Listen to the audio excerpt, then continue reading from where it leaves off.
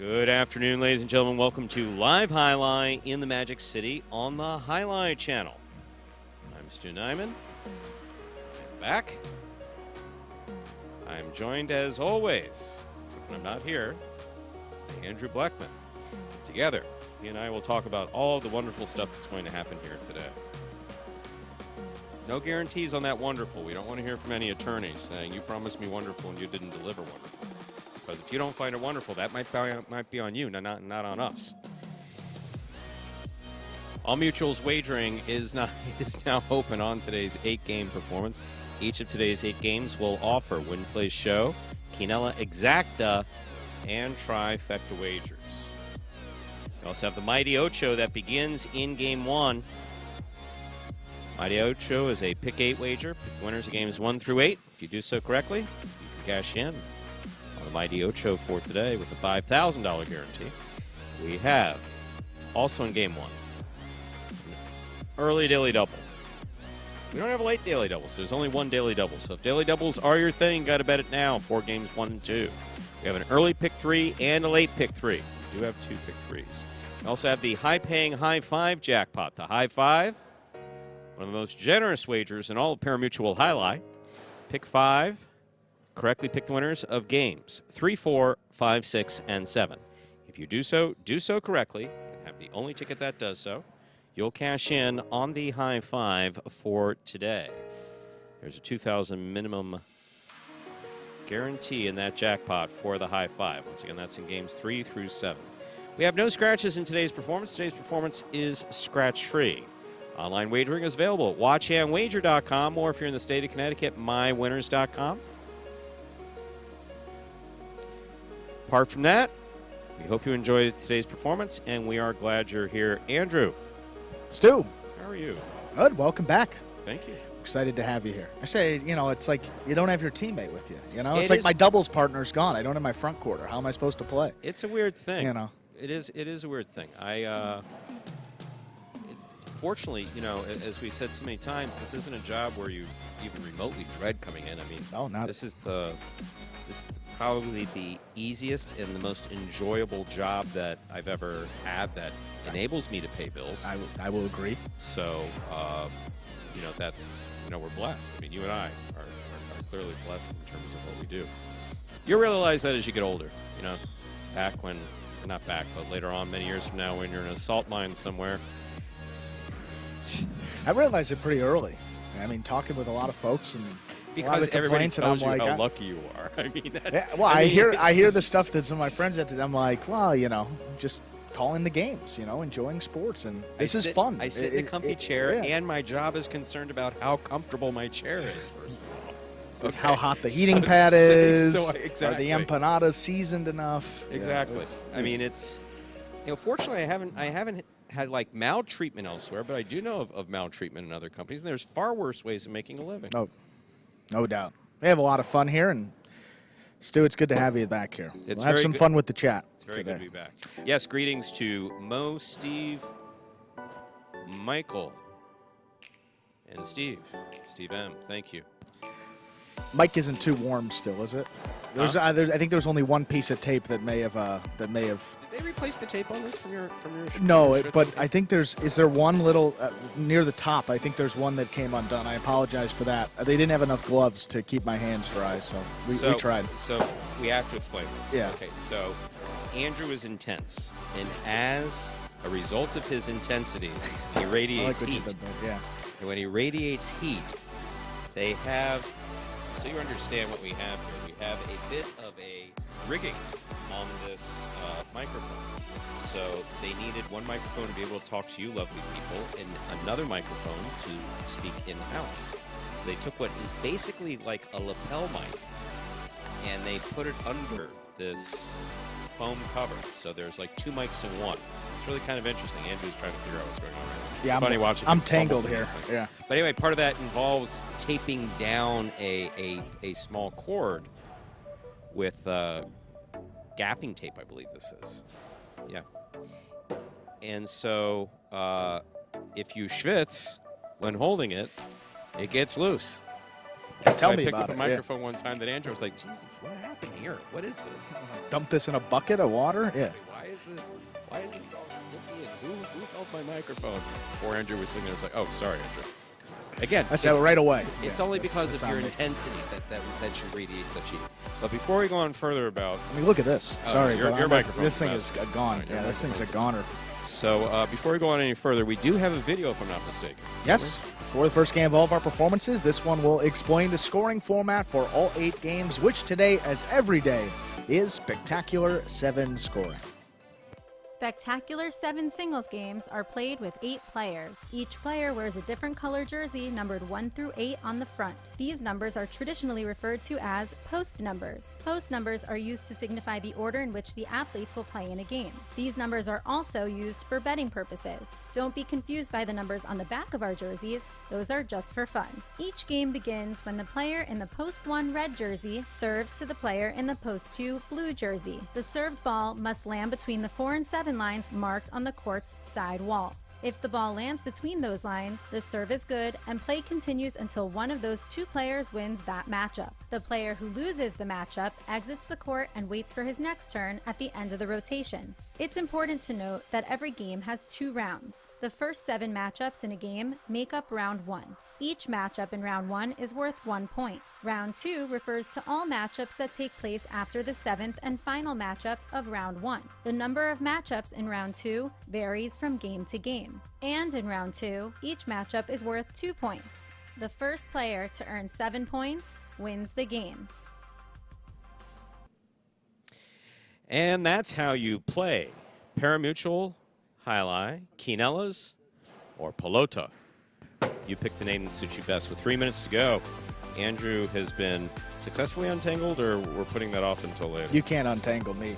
Yeah, this is... Sabrina's amazing. I'm a lost cause. I mean, she really is. And Steve Smart, yes, it is a blessing. I am glad that you currently have a job that you enjoy. I mean, there are some times where you have like jobs that you enjoy, but they don't pay enough for you to like, so you're always under that financial pressure, which is kind of a thing. Like, for instance, we can't give, it's not my money to give, but we can't give Sabrina enough money, right? Sure. Because, I mean, look at her right now. We got tape. But those responsibilities are going to pay what they're paying, and she should be running NASA or something like that. So, in the absence of the administratorship of NASA, you know, she's here with us, and we... Look at this. It's just... Get me locked back into my seatbelt here. Thank you, Sabrina. Hi, Andrew. Could you imagine? And I've grown up since that's hard to believe, Stu. Yeah, you'll make a fine adult. Yeah. Well, you'll make a fine adult. One of these days, yeah. 2 minutes to go for placing all wagers in Game 1. Thank you, Sabrina. The We're Mighty in, Stu. Ocho and the Daily Double, all now just less than 2 minutes away. Anything happen while I was gone? Did anything happen while you were gone, Stu? I will say, I mean, the play was pretty solid. It wasn't too eventful. The motions were held in check. That's key. Sabrina noted, I will say, Robin. You'll see him out here on the court hopefully soon, but he did the whole soundboard on Friday evening. Sabrina was absent. She was doing some very important stuff. But Robin filled in. He did a great job, and those are pretty big shoes to fill, as you hear us talk about her a lot. And Robin did a great job. Big. That's a dad. Wow. Wow. She 9.5 to 10.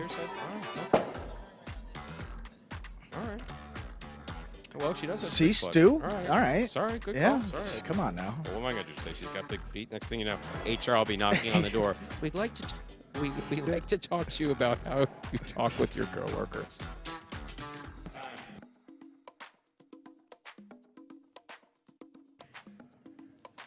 We're ready to begin game number 1. It is a spectacular 7 singles match. It's played to 7 points. Points will double after the first round of play.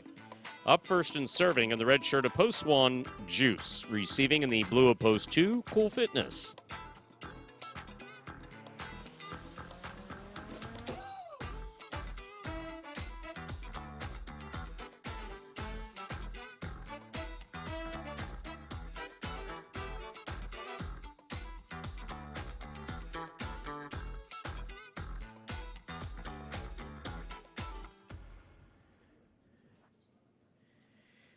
Juice serves. Our first game has begun.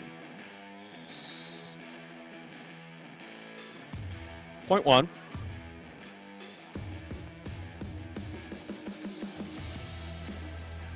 Here's the white shirt at post 3, CRB.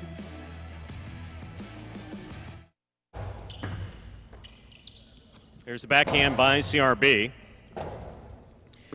Robote missed. Point 3.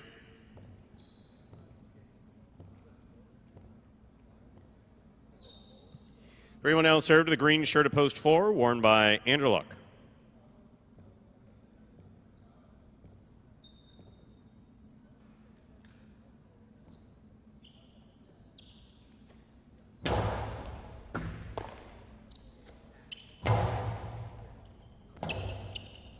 Forehand Robote by CRB.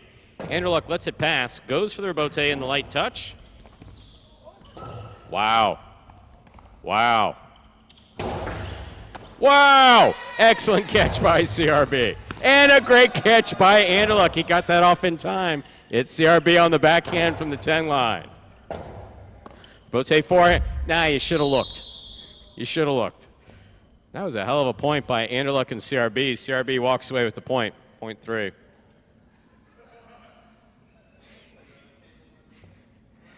Chad, will that be on Instagram later? Yes, it will be. Tune in to Instagram later to see Chad. Here's a black shirt at post 5, Tennessee.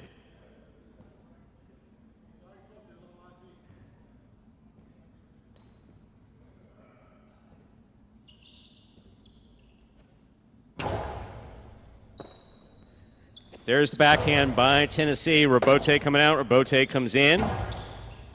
Scoop attempt tip. Point 5.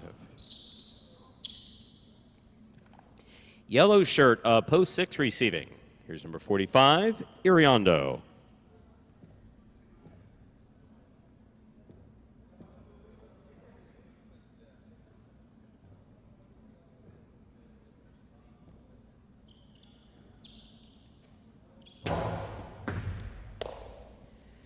Here's a backhand by Iriondo, powerfully thrown. Robote coming to the 7 line.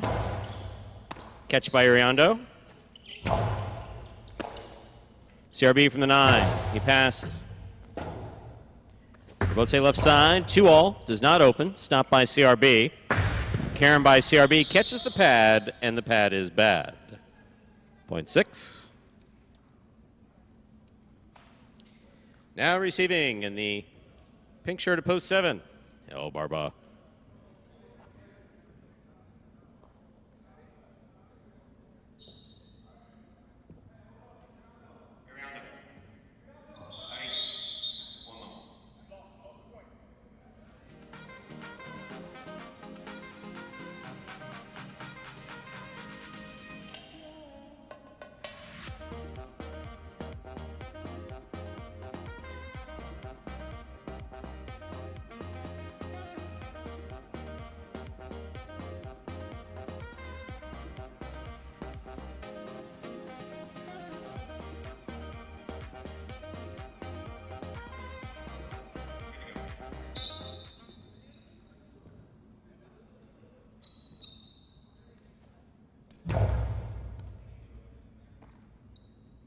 Backhand by El Barba. Big backhand by Iriondo. Robote's coming to the 6th line. Point 6. 6 on the board with 2 points. Here's post 8 to complete the first round of play. We have Jedden. That's right, folks. Occasionally I do make a mistake. It's really only 2 buttons to press. I pressed the wrong button. We got the score corrected. Normally what happens is I just stop talking, and then we back the points up and make the correction.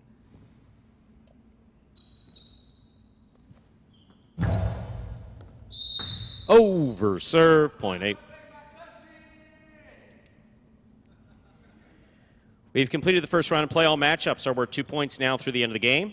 First to return, the blue of post 2, number 24, Cool Fitness.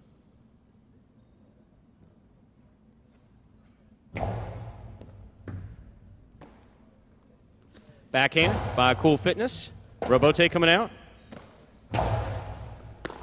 Excellent catch by Cool Fitness. Right up the middle. Jedden's there. Bote left side by Cool Fitness. Here's Jed in midcourt. Tough for Bote save, too hard. That's the overhead screen, which is out of play. Point 8.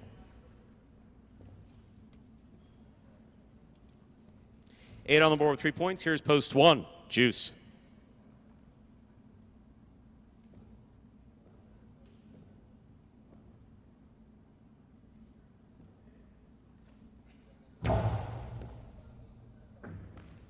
All died coming out of the service box and scores. Point 8.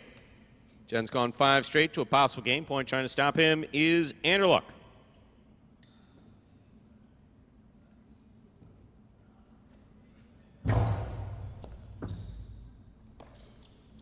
Here's a backhand by Anderluck.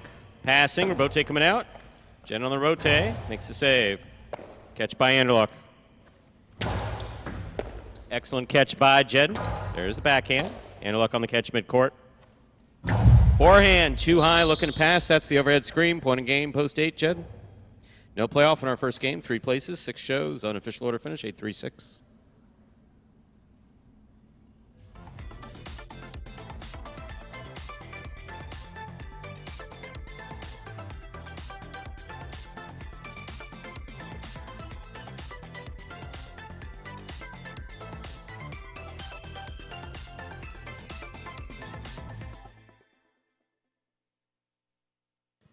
Results from Game 1 are official. Coming in first, post 8, Jedden taking second, post 3, CRB. Coming in third, post 6, Iriondo. $2 Quinello 3-8, $23. A trifecta 8-3-6, $184.60. $2 wager on 8 to win, $13.40. Up next, Game 2, a spectacular 7 singles match. Played to 7 points. Points will double after the first round of play. Post time for Game 2 is now just about 7 minutes away. Good luck.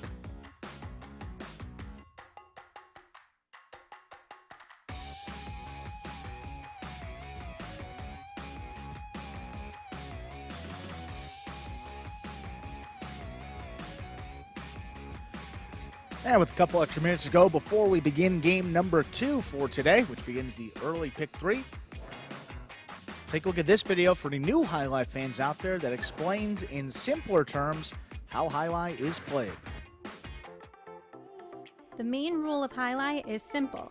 Players must catch and return the ball in one fluid motion. Sounds easy enough, right? So how do you win?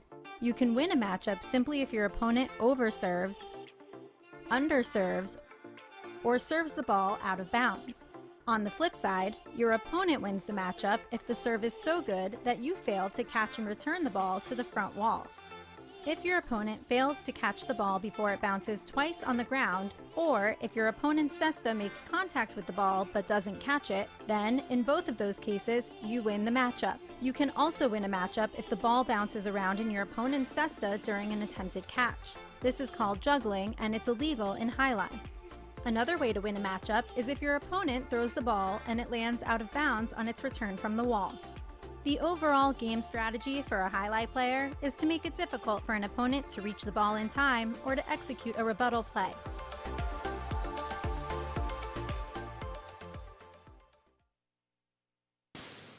And we are back here now. 6 minutes from the start of game number 2. Jedden finding the win column there in that first game. Let's take a look here at his singles stats. Nothing for him last week. Not week 7 either. It's just been tough. And getting back from injury, I mean, we've seen over the course of the entire program here at Magic City Highlight that when guys come back from injury, it's usually a couple weeks until they regain that form, if not even longer than that. So it was tough for Jen, was dealing with a right forearm injury, a guy who utilizes a lot of power in his game, and his game is kind of predicated on that. So not only does he have to feel like it's, back to full strength, but he's also got to go out there and be able to throw with full confidence. And I think you're starting to see that pick up here in some of these Pelota games, and hopefully that will translate over to Battle Court very soon. In Battle Court tonight, we play Mondays, Tuesdays, and Fridays. It's going to be the Chargers versus the Renegades as we get into the last third here of our Spring 23 Battle Court season. First of 2 seasons here in 2023. With a whole 5 minutes to go, did you say that thing that Scott wanted us to say? Oh. Go to your phone. I do not. What do you think of teammates laying their hands on other teammates in sports? What's your thoughts on that? I just got a notification. I just want to hear. Yeah. What are your thoughts? I think it's called assault. Anyway. Yeah. Okay. Yeah, that's one game suspension. I don't think that's enough. I was going to say, Rudy Gobert on the Timberwolves.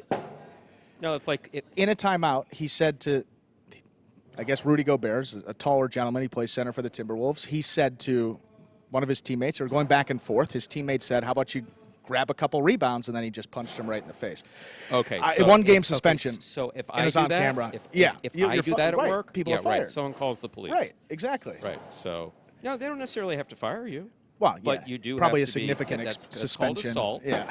And we can put it under the what's his name? We can put it under the guise of wow. Oh no, but it's sports, so it's okay, it's okay. Well, at what point do you draw the line? Well, yeah, that's when someone picks up a baseball bat and cracks it over someone else's head. Is that then assault? It's actually good on the Timberwolves because it's the NBA playoffs, the play-in game, and he's suspended for probably the most important game of the season. So good on them for handling it that way. And yeah, sorry, Sue, to change gears, but I was in handcuffs. That's my opinion. Move on. He's not suspended. Did he get arrested for assault? Did I read that wrong, Ben? Did I read it wrong? He didn't get arrested. Arrest his ass for assault and send him on. Did I read it incorrectly, though? He's not suspended? Are you sure? Are you saying he's not going to get suspended? Well, it says Rudy Gobert given 1 game suspension. It is out for Tuesday's playing. I'm not bringing up any names. I don't even know who these teams are. Everybody knows I don't know sports. Well, I'm presented with the situation. Sorry, Stu. We're going to get back to what Scott was telling us. Anyone's name, not knowing any team, nothing. Just my opinion of a generalized situation presented to me. Could be Little League for all I know. Yeah, I'm not a... I mean, the kid should be over, 16 if he's going to get arrested, but that's besides the point. Yeah, he's about 30 or so he's good. 30-year-old? Yeah, he should know a little better. A 30-year-old? No, that's NBA. No, this is NBA. No. Yeah, these are pros, nice $100 million. Back at the police back at the police car. Enjoy yourself. You can afford a good attorney. Anyway, what did Scott want us to talk about?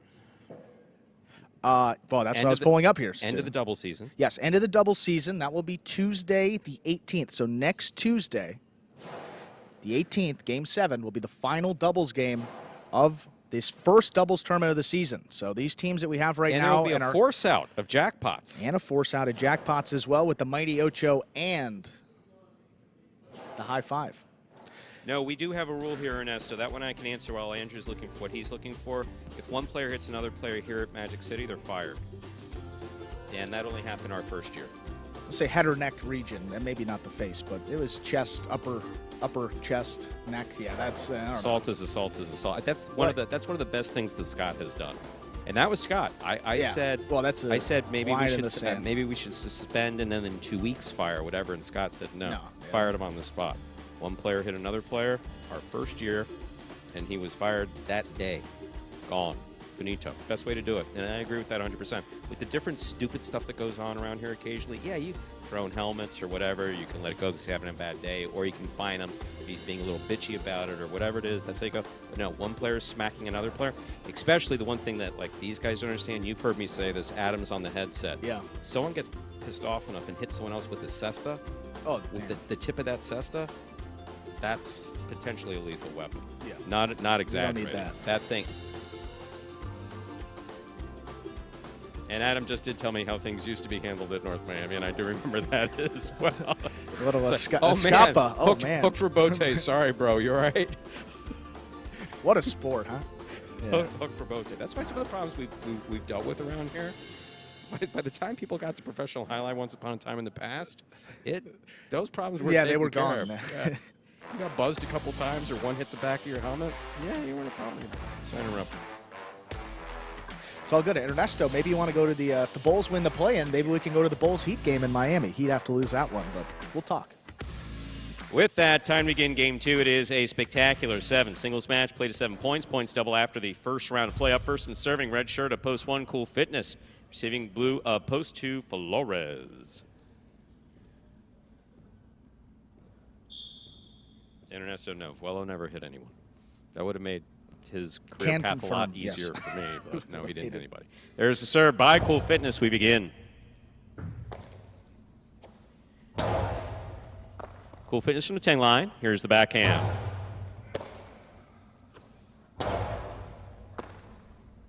There's a backhand by Cool Fitness.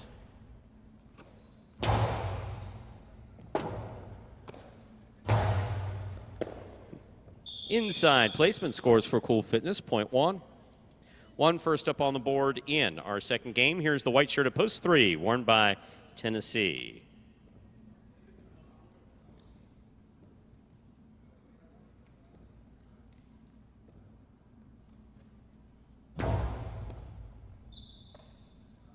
Here's a backhand by Tennessee.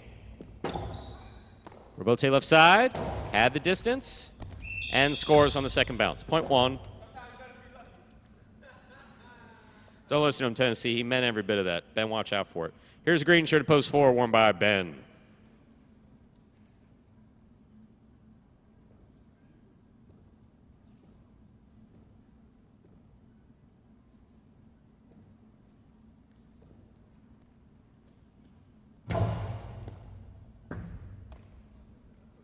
Backhand by Ben to the inside.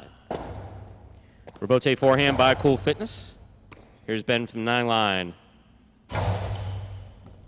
Good catch by Cool Fitness. Forehand up the middle. Ben's there. Cool Fitness from the 10.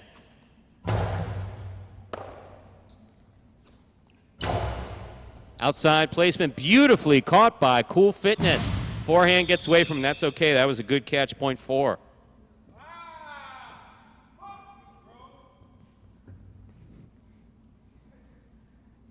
What are you trying to say, Ben? Here's the black shirt at post 5, worn by Jedden.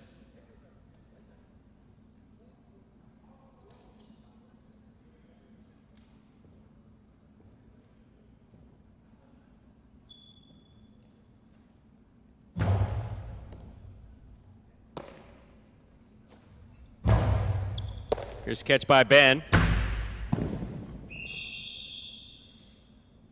Out, .5.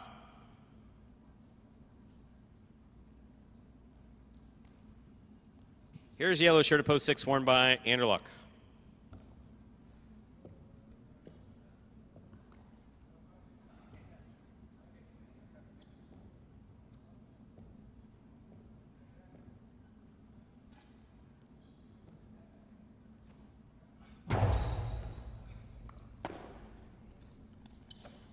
Powerful forehand by Anderluck right to the corner. That's a rebote on the wall. Beautifully played by Jedden. There's the backhand. Jedden lets it pass. Rebote forehand up, and away. That's the overhead screen, .6. Pink shirt, post 7, now receiving is number 10, Juice.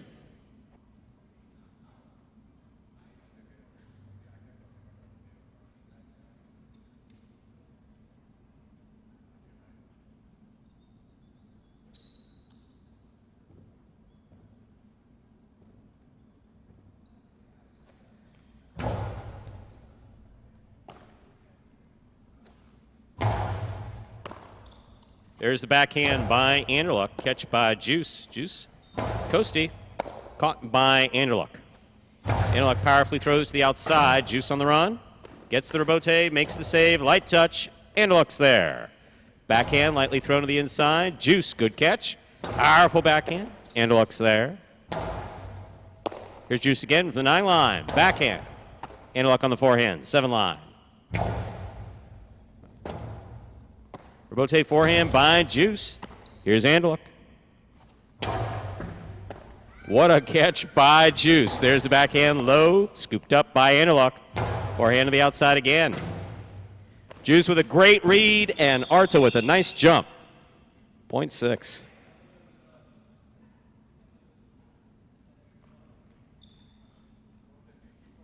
Here now to complete the first round and receive, purple shirt post 8, El Barba.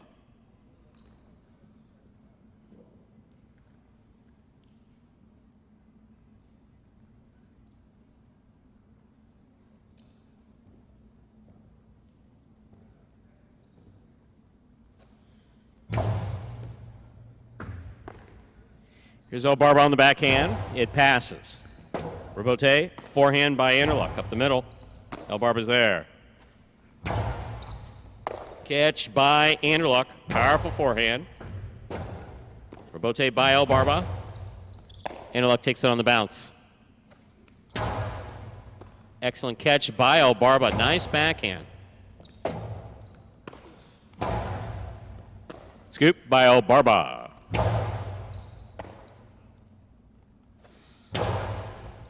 Excellent catch by Albarba. Here's the backhand from the 10 line. It passes. Robote comes to the 7. Albarba again, fine catch. There's the backhand.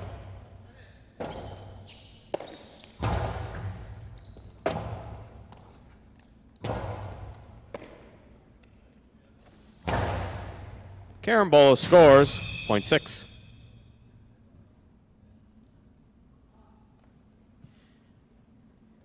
Anderluck is on the board with 3 points as we complete the first round of play. All matchups are worth 2 points now through the end of the game. First to return, the blue post 2, Flores.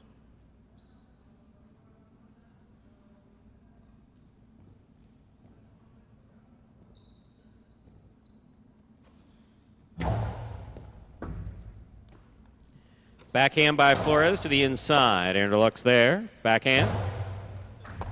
What a catch by Flores up the wall at the 10 line.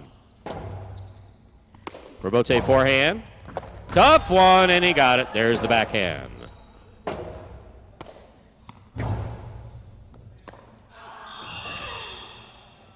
Point 6.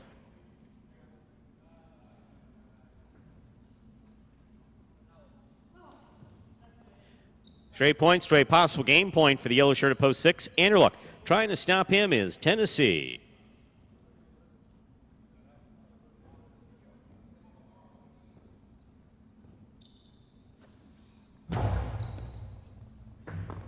Ball tip, point, and game. A perfect game for the yellow shirt of post 6. Anderluck. 6 wins it, 1 places, 4 serves to 5. This is a playoff for show.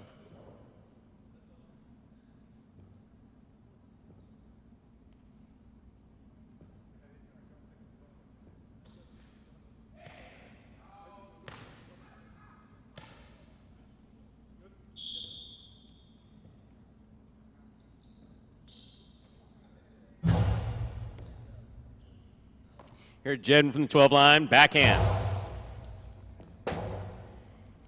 Robote left side to the inside, well played by Ben. Good catch by Jedden. Ben on the catch from the 7 line. Powerful throw. Robote at the wall, point. And a third place finish for post 4, Ben.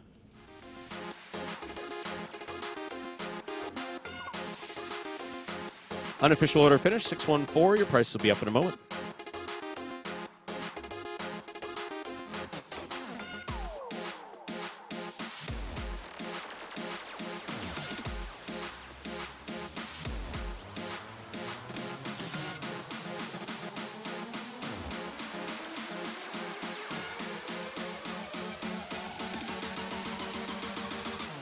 Results and prices are official for Game 2. Coming in first, post 6, Anderluck. He had a perfect game. Taking second, post 1, Cool Fitness. Coming in third, post 4, Ben. 6-1-4, the official order finish. Our early daily double, the 8-6, returning $83.20. $2 Quinella, 1-6, 37.80. Trifecta, 6-1-4, 117 even. Up next, ladies and gentlemen, is our third game, which begins the high five for today. High five is a pick 5 wager. Correctly pick the winners of games 3, 4, 5, 6, and 7. If you do so correctly and have the only ticket that does so, you can cash in on the high five. Post time for game 3 is 7 minutes away. Good luck. And before we go to a video, let me answer one question in the chat. Steve Smart asked me, and you, wants to know, did the person that got hit deserve it? I'm guessing you're talking about that one here at Magic City in 2018. Unequivocally, no. And this was one that was actually reviewed by Surveillance. We'll just call it what it is. It was, this was a much different place in 2018. Much different. For instance, Anderson, Anderluck, and Jedden were in a stiff competition for first place in championship singles. It was just a much different time. Diaz was actually doing quite well at that time as well. It was a much different mix in that first year. And the Boleto was the same, so the players were making the same amount of prize money. So there was a lot of money on the line. And so now when I say Diaz or when I say some of these other names, you know them as being some of the weaker players on the roster. That wasn't the case in 2018. It was just a different environment. So Diaz was sitting on the couch, and Baller said something. Baller tends to run on the hot side, and he said something to Diaz, and Diaz was basically acknowledged that he was dismissive of him. He didn't insult him, which, Mike is capable of throwing a shot as good as myself, yourself, or anyone else. In fact, sometimes he cuts you and you don't even know you're cut until he's left the building.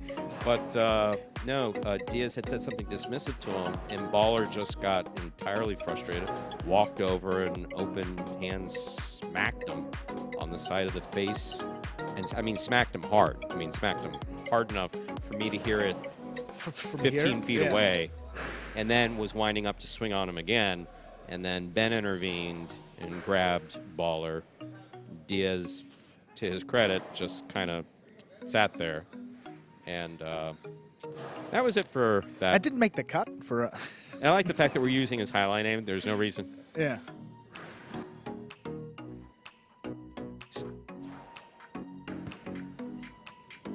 I was just asked a question, which is, okay, so this is a tough one. This is a tough one.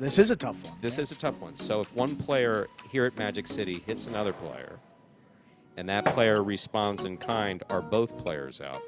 I can say this. Ooh. There has been another episode since this program has matured where one player did put their hands on another player. They didn't hit them, but they did grab them.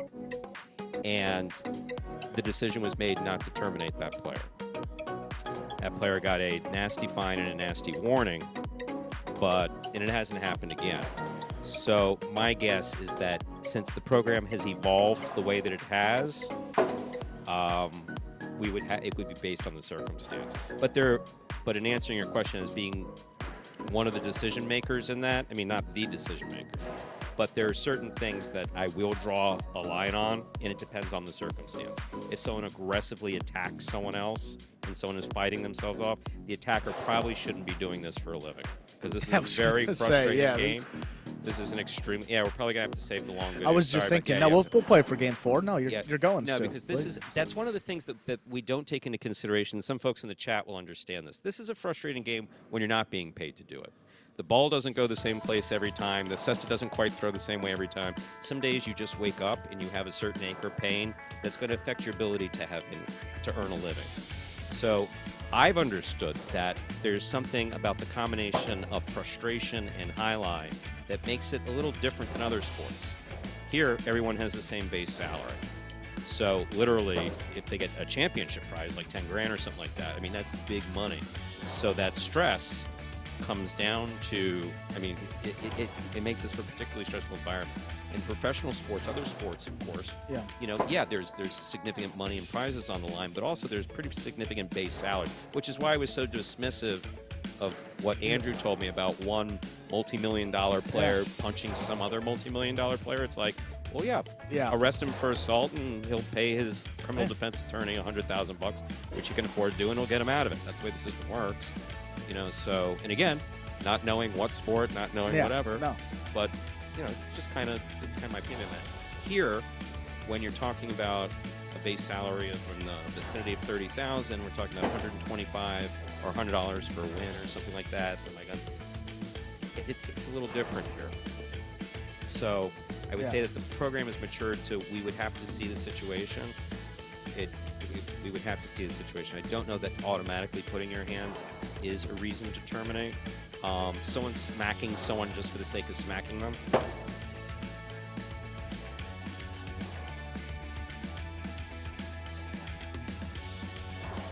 Yeah, in that circumstance, folks can't hear what Sabrina's asking, but she is asking a valid question, which is if Diaz had defended himself. So if he had swung back to avoid getting hit again, I don't think Diaz would have been out. I don't think Diaz would have been up, based on my understanding of. Well, the point you have to, you got to defend yourself. If you feel like that would have to happen, but fortunately it didn't get there. So actually, no, I've run into that situation in a psychiatric hospital which is now in the 90s, where a very sick patient was being restrained, but because of the circumstance, he was only being restrained by one person who did not have a good hold on him, and the guy's arms were loose. And he hit the nurse in the face, a male nurse. He hit the nurse in the face. He hit the nurse in the face the second time. Before anybody else could get there to help restrain him, the nurse told him straight up. The nurse was out of the Navy. Yeah. Was a naval nurse. Yeah. Worked on the USS Forrestal. And said, look, if you hit me again, crazy or not, you're going to get hit.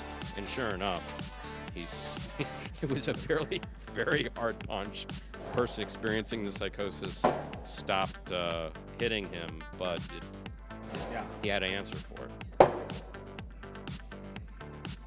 Well, it took us all the way up here to a minute till game 3, Stu. Yeah, but the highlight stuff is, North Miami, in the amateur nights, it's like, hey, parking lot, go out and settle in the parking lot. That's just, you're. I feel like I would have been good with highlight until we got. I will say this: I know player managers. I know highlight player managers. And answering Sabrina's question, she asked, would it be okay in the parking lot? It's like I know player managers have told guys to go settle in the parking lot. Yeah. I never went to the parking lot to see what happened because that would make me a witness and liable. Adam says he was outside smoking and signing everything. We'll talk about that more later. Time to begin game number 3. It is a spectacular 7 singles match. Played to 7 points. Points will double after the first round of play. Serving, Richard post 1. Ikeda receiving blue post 2. CRB.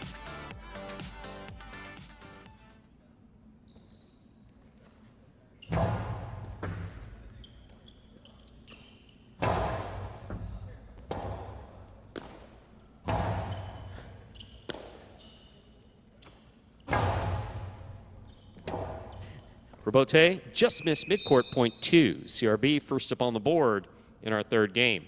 Here is the green shirt of post 4, won by Spinner. Bueno. Sorry about that, Chris.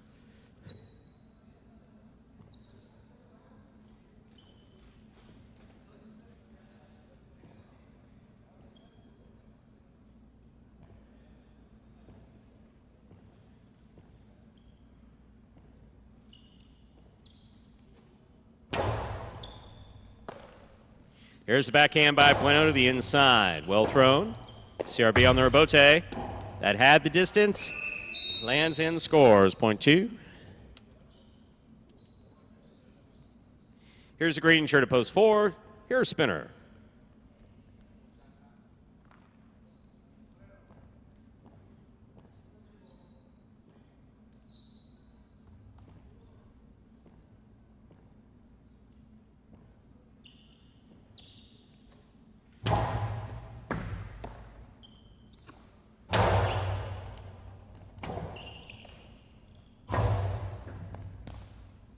Spinner hangs in the back to make the catch. Here's the backhand, powerfully thrown. CRB's there. Backhand from the 9 line. He passes. Robote forehand by Spinner. 2-all in the pad. Point 4.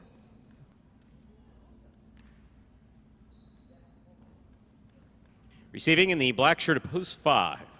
Carballo.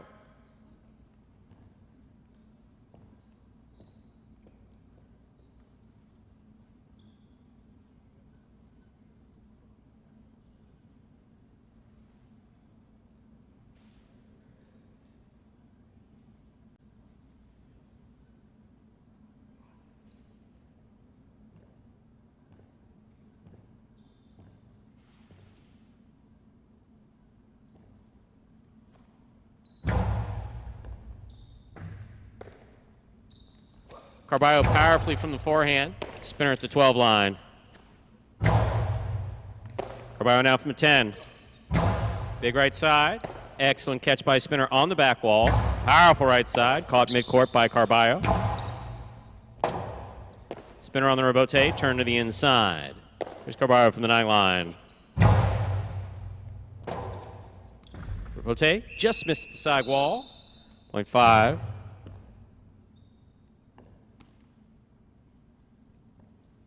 Yellow shirt at post 6. Benny receives.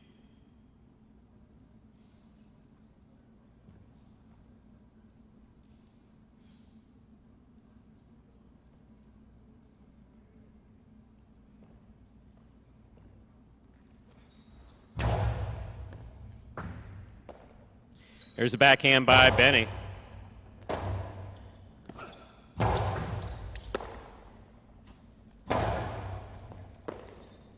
Carballo, backhand from the 11 line. Rebote. Benny on the rebote, it's 2-all. Carballo chases it down. Forehand. Low and hard. Scoop missed. Rebote not there. 0.5. Pink shirt at post 7. Kubala receives.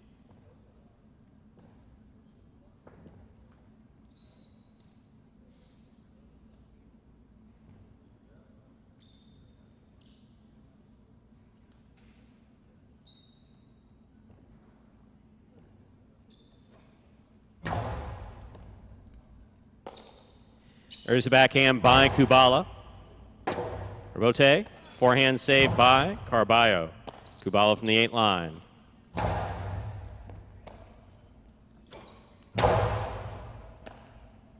Backhand by Kubala, wall to wall from the left side. Rebote, forehand. Forehand escapes, 0.5.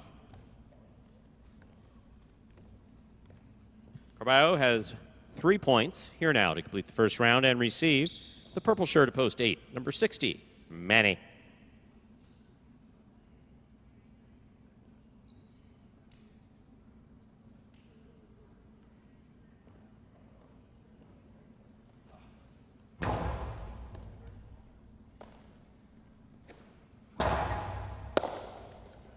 Powerful forehand by Carballo, catch by Manny. Manny looking to pass, and he does. Rebote saved by Carballo. Manny on the catch. Big right side, passes, Rebote. Manny reads the clip, makes the catch. Forehand, carambola. That was ballsy. 2-all from the screen. Good attempt by Carballo, 0.8. We've completed the first round of play. All matchups are worth 2 points now through the end of the game. First to return, the red at post 1, Ikeda.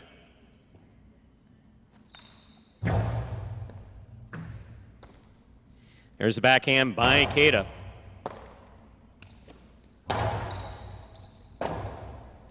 Rebote forehand by Ikeda to the inside. Here's Manny.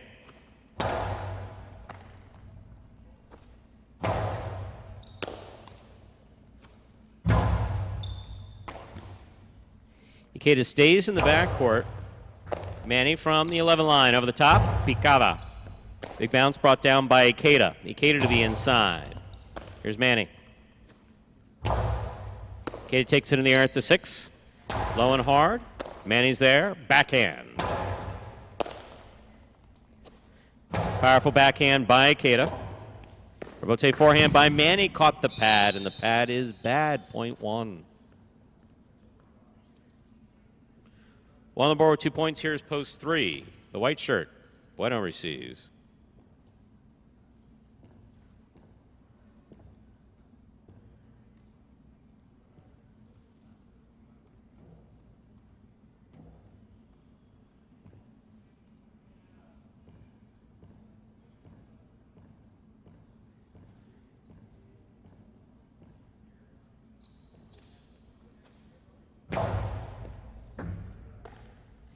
Backhand by Bueno. Rebote forehand by Ikeda. Bueno at the sidewall with the tip ball, 0.1. 4 points for the one post. Here's the blue post 2, CRB.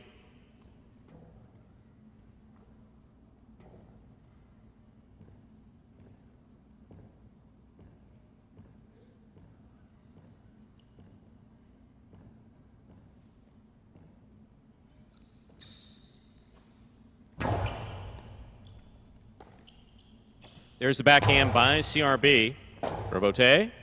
Forehand by Ikeda. CRB on the catch. Backhand.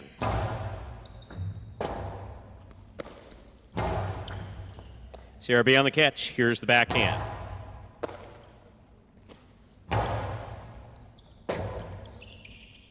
Rebote forehand by CRB.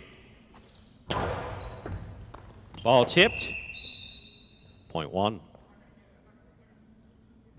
Possible game point for Ikeda in the red of post 1. Trying to stop him, spinner.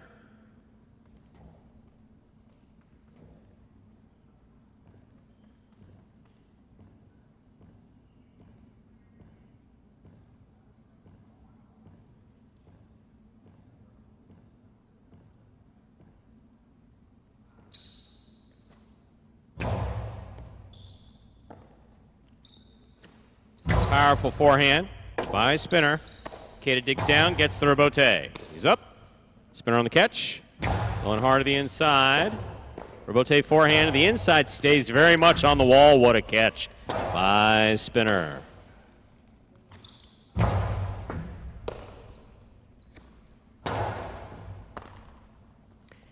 Backhand from the 9 line.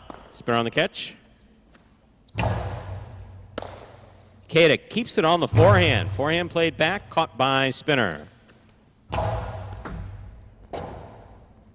Rotate forehand saved by Keita. Spinner on the catch. Point 4.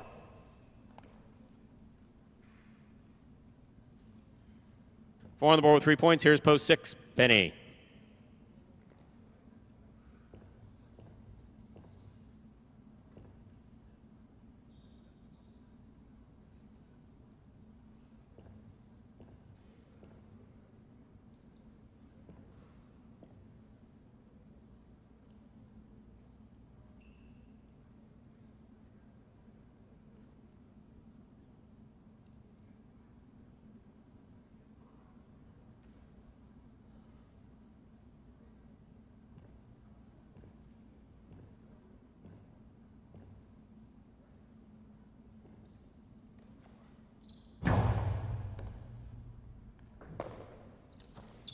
Catch by Benny, nice backhand. Here's a catch by spinner at the 11. Goes over the top.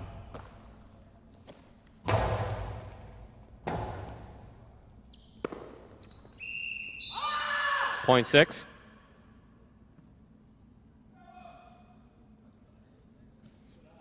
Here's post 7, Kubala.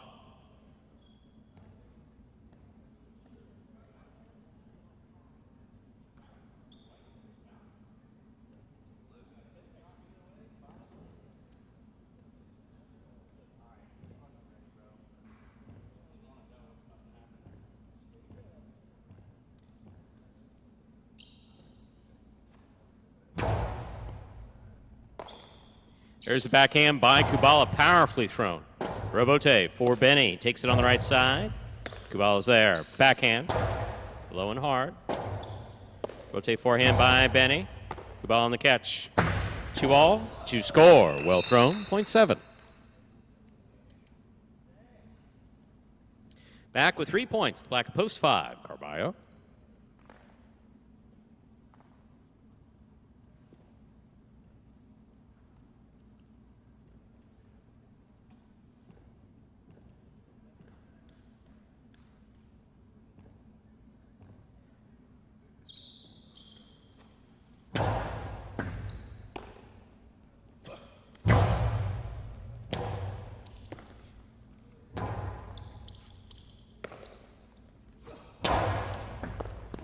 Ball tipped at the 10 line, point 5.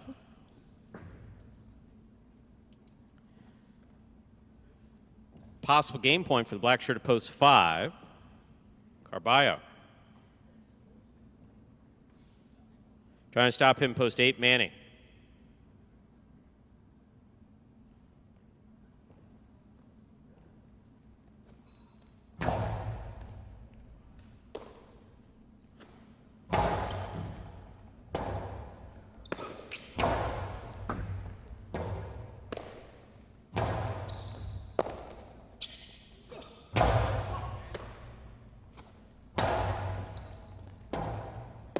Rotate forehand by Carballo. Backhand by Manny. Manny on the catch, the 8 line. Forehand and pass. Rotate coming out. Rotate forehand. On the forehand of Manny to the inside it goes. Here's Carballo from the 10 line.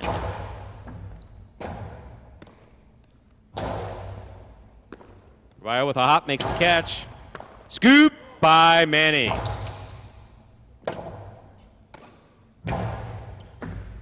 Manny picks it off behind him. Here's the backhand from the 11 line. Robote comes to the inside. Carballo's there. Ball's high. Taken in the air by Manny. Manny passes from the forehand. Robote by Carballo. Low to the inside. Here's Manny. Backhand.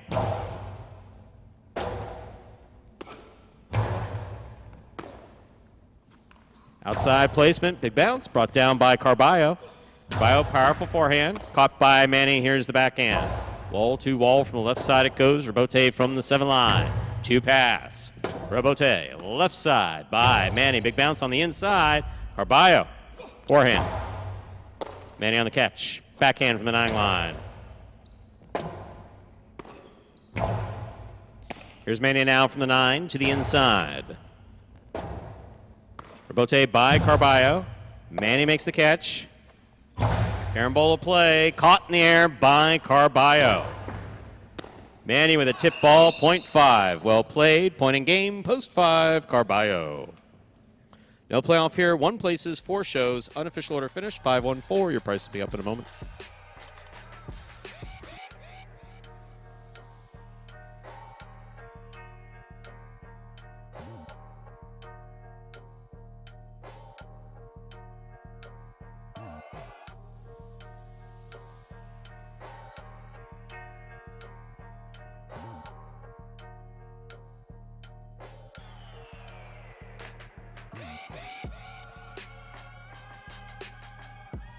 Winning game 3, post 5. Carballo taking second post 1, Ikeda coming in third post 4, Spinner.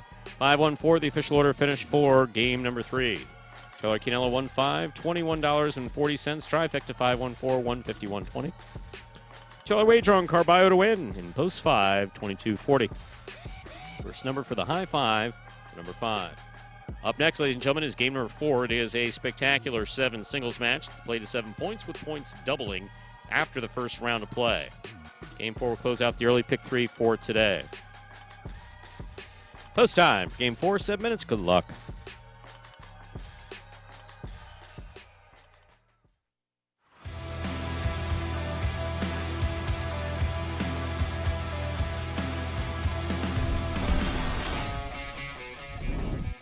Backhand by Jedden. Tennessee goes to the floor, throws it 2-all. Jedden's on it. Hard throw, scoop by Tennessee. Tennessee back to the outside.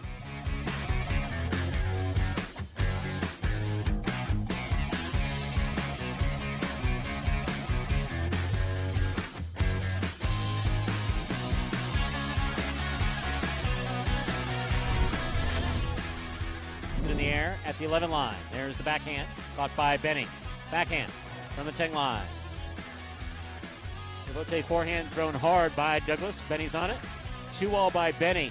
That is a beautiful Costado 2-all.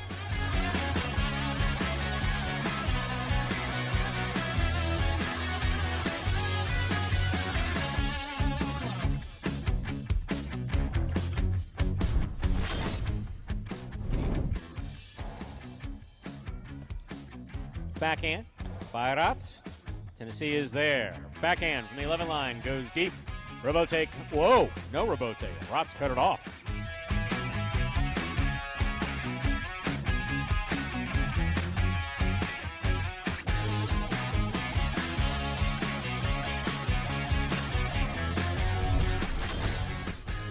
Played for the big bounce. Manu backs up to the 10 line, makes the catch. There's the backhand. Robote left side again to the inside. Catch by Manu. He winds up. There's the 2-all. That scores.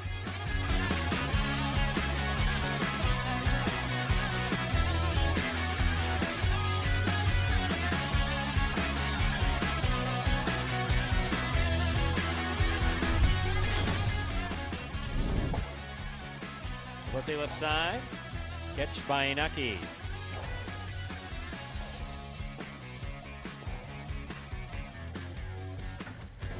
2-all, score.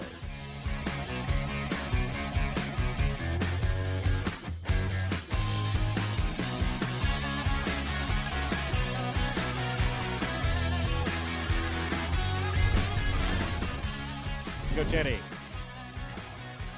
Robin with a fine catch at the 9 line. Powerful throw to the outside. Gochetti is there. That ball is absolutely in play.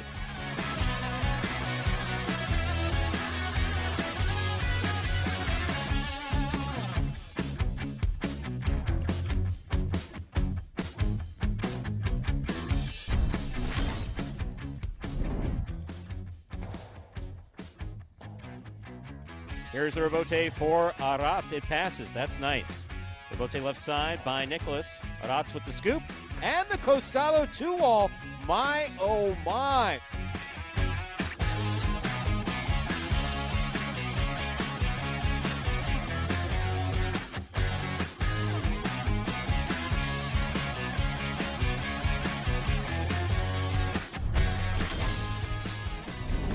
Forehand rebote by Manu. Rebote left side by Douglas to the inside. Manu takes it on the forehand. Outside placement is the shot. It's stopped by Douglas. Karam is the shot. It scores.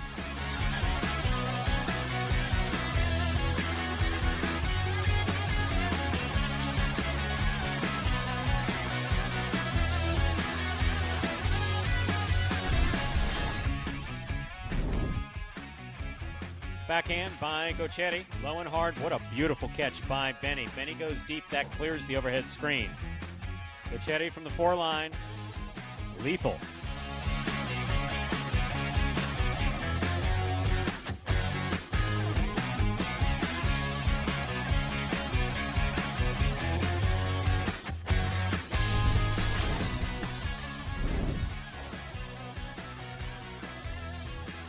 Backhand by Carballo passes. Rebote. Big bounce. Carballo up the wall. Had some hang time there.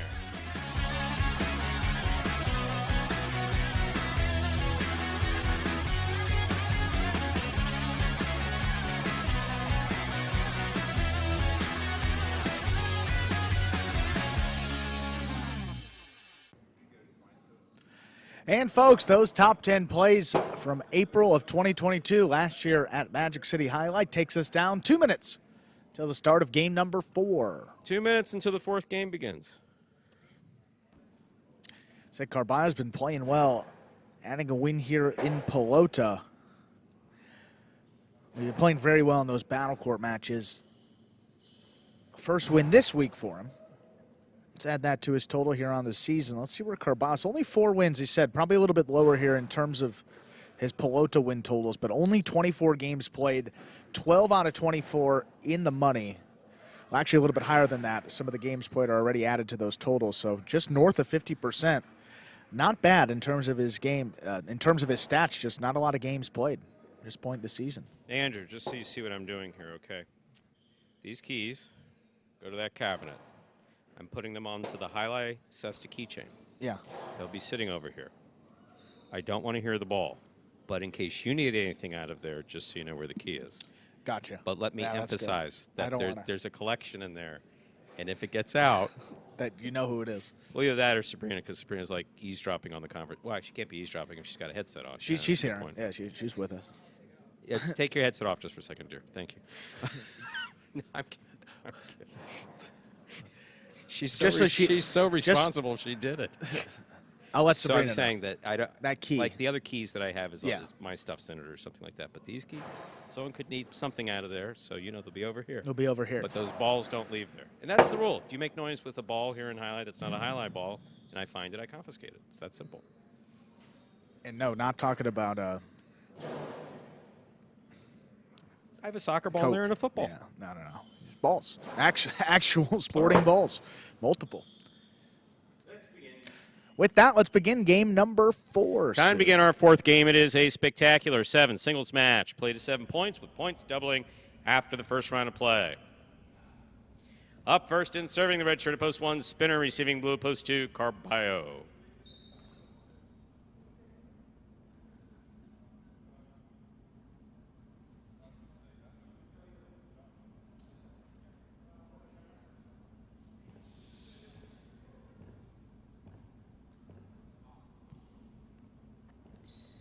Spinner serves. Our 4th game has begun. Here's a backhand by Carballo. Ball hits the rail just above the front wall. Point 2. Carballo first up on the board in our 4th game. Bring to the court. Ben.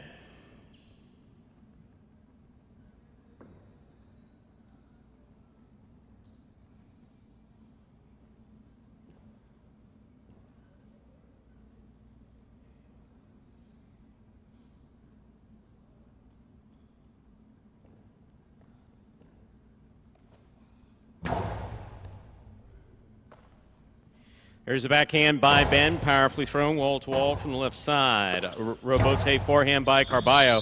Too hard, that hit the overhead screen. Out of play, point 3. This matchup, we have Ben serving to Ikeda in the green and post 4.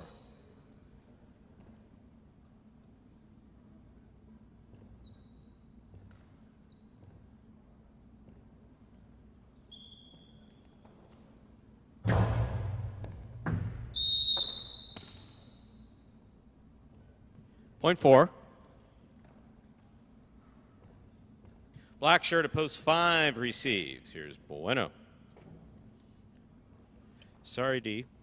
The front walls and back walls are supposed to be clear for the Magic City fronton, concha. It's one of the elements that makes us unique. So yes, we're not painting over the glass. If you're local, you can come by and look through the glass. Provides an interesting view. Here's a catch by Bueno, backhand.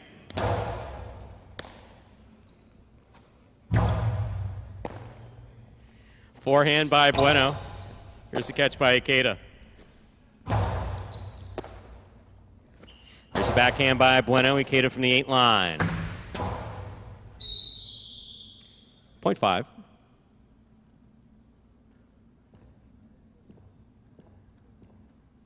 Here is the yellow shirt of post 6, Julian.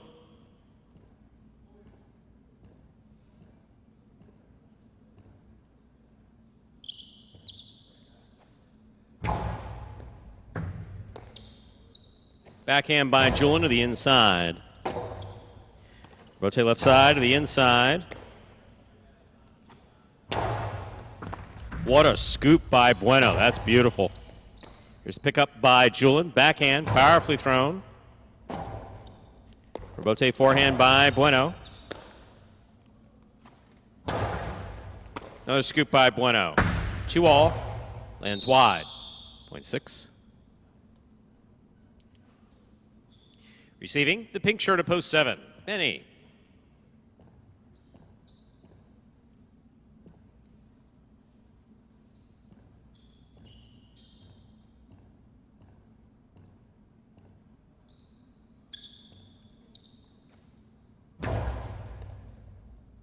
Benny on the catch. Here's the backhand. Julian on the catch. Rotate left side. Julian now from the 7 line. Powerful forehand. Caught by Benny. Benny from the right side to the inside. Julian's there. Robote left side. 2 pass. Julian on the Robote. Left side, right up the middle. Here's Benny from the 8. Robote left side, save from the 11 line by Julian. 2-all, 2 score. Well executed. Point 7.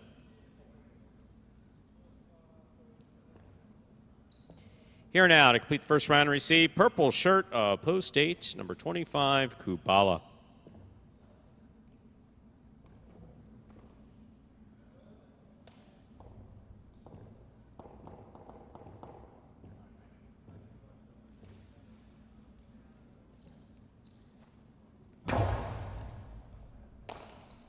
There's the backhand by Kubala.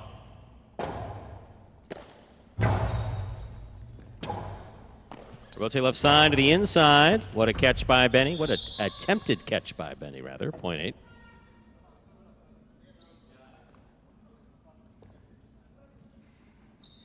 We've completed the first round of play. All matchups are worth 2 points now through the end of the game. First to return the red at post 1, Spinner.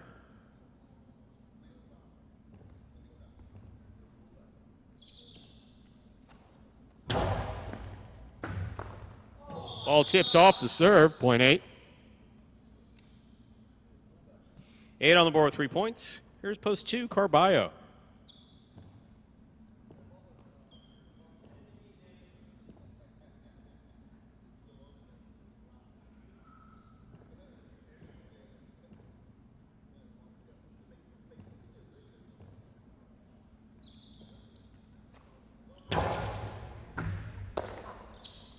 Carballo from the forehand, powerfully thrown wall to wall.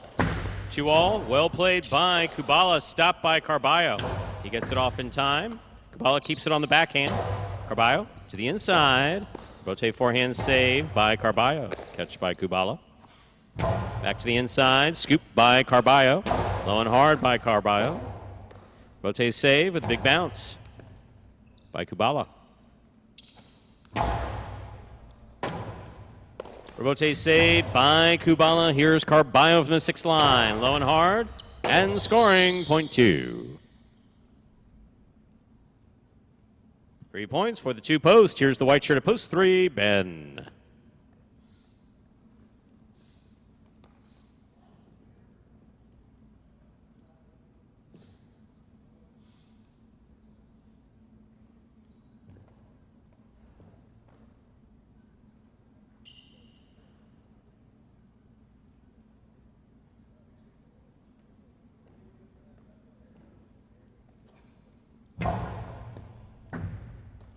Here's Ben on the catch. Backhand to the inside. Rebote forehand. Catch by Ben. Carballo on the left. Backhand from the 10 line. 2-all by Ben. Well executed and scoring. Point 3.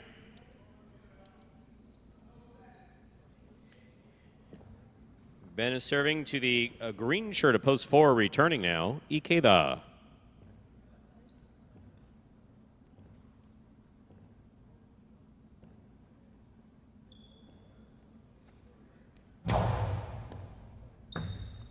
Kate on the catch. Backhand from the 9 line. Powerfully thrown. Wall to wall. Rebote forehand by Ben. He pulled that off the sidewall nicely. Here's Ikeda. Going hard to the inside. Ben's there. Backhand from the 11 line. Rebote forehand by Ikeda. Ben takes it in the air. Oh. Point 4.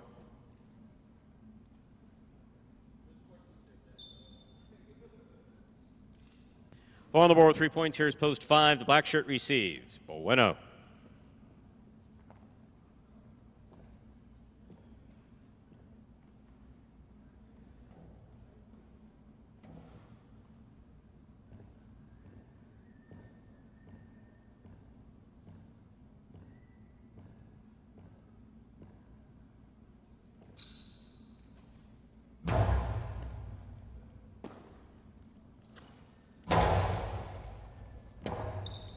Rebote forehand by Ikeda. Bueno makes the catch. Here's the backhand. Bueno on the catch. Forehand low and hard. Ikeda, beautiful catch. Nice backhand from the 10 line. Bueno's on it. Bueno from the forehand. He looks to pass. Rebote coming in low. Ikeda makes the save. Bueno. Midcourt. Scoop by Ikeda. Low and hard. Scoop by Bueno. Good effort. Just missed, point 4. Possible game point for the green shirt of post 4. Ikeda trying to stop him. Julian.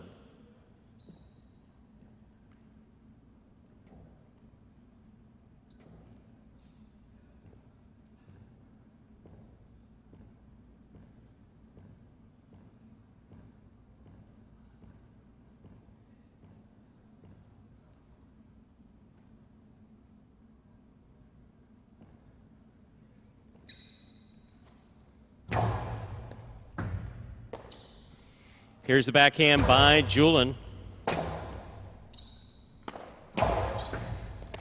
Scoop, Julian.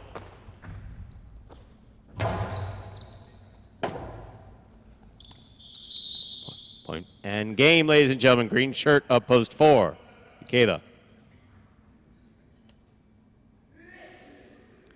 8, 2, and 3 remain in the playoff 4. Second and third place, 8 serves to 2.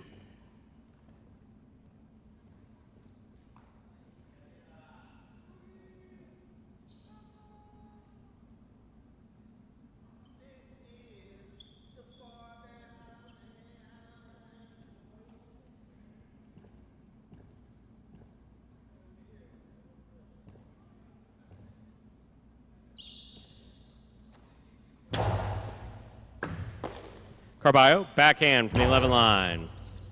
Rebote by Kubala to the inside. Carballo, nice catch. Backhand. Good catch by Kubala. Pika, attempt, cut off in the air by Carballo. Costi rifle to the inside, scores, .2. Possible second place finish here for the two-post, Carballo. Trying to stop him. Ben.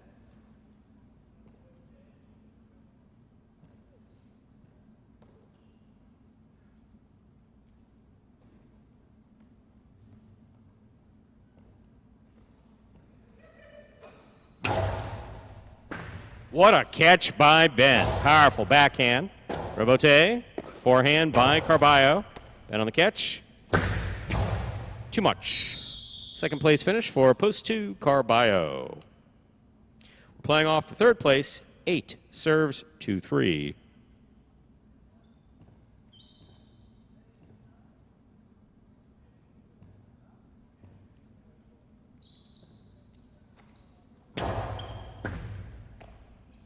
There's the backhand by Ben.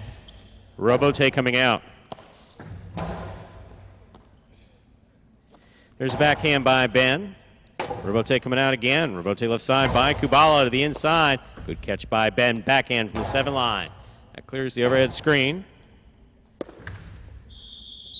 Third place finish for post 3, Ben. Unofficial order finish, 4-2-3. Your price will be up in a moment.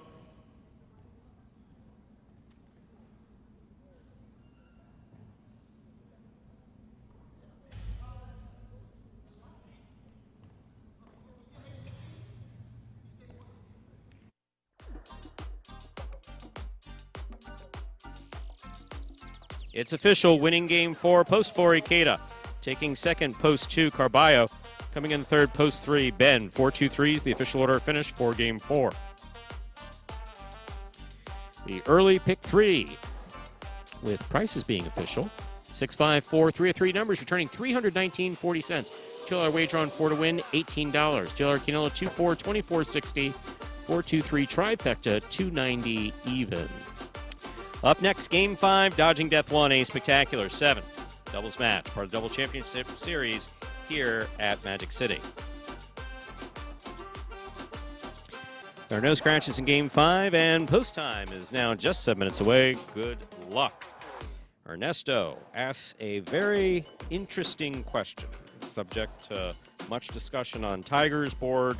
Of course, greetings, Tiger, if you're tuned in. And there's no shortage of opinions on what happened. I am a big believer in postmortems. I don't just mean that medically. I mean in any action situation where something has happened, you go back with the benefit of hindsight after the failure of a business or after the failure of something that was well thought out and planned. Sure. And you try to see where, mistakes were made if they were obvious. So on the whole, my opinion is this, is that Highlight as a business, had a good run. It had basically a 90-year run here in the United States where we had year-round Highlight at one facility or another. Different facilities closed for different reasons. So I can speak on behalf of my opinion of what happened with the former World Highlight and Florida Gaming was that World Highlight before our time didn't adjust as the business changed. It was constantly dependent upon the big handle. I mean, when you have a day literally, okay, so we set a record of about $33,000 here by comparison. We had a $33,000 a day a couple Sundays ago, I think it was, between live and whatever. So you're working on percentages. Sure. Right? Yeah, no, it was a really good handle day. So at Miami Highlight, at its height, between a matinee with 12 games and an evening performance with 12 games, they did $1.1 million, I believe it was, on track. So you're talking a day in one day. Yeah. So you're talking about a company with basically $60 million in revenue a year coming out of the forefront. And the only competition for gambling in Florida at that time was horses and greyhounds. So those were the only, and trotters too. I'm sorry, and the trotters as well. Okay. So the parimutuel enthusiast was the parimutuel enthusiast at that time. Right. So that changed. There were other ways of gambling. So to be dependent upon those gambling dollars for all that time and not adjust the core business model was a mistake. So, I mean, my own opinion is that the sport needed to be legitimized as a sport.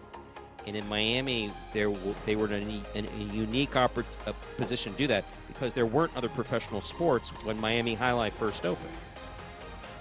There were no Dolphins. There were no Heat.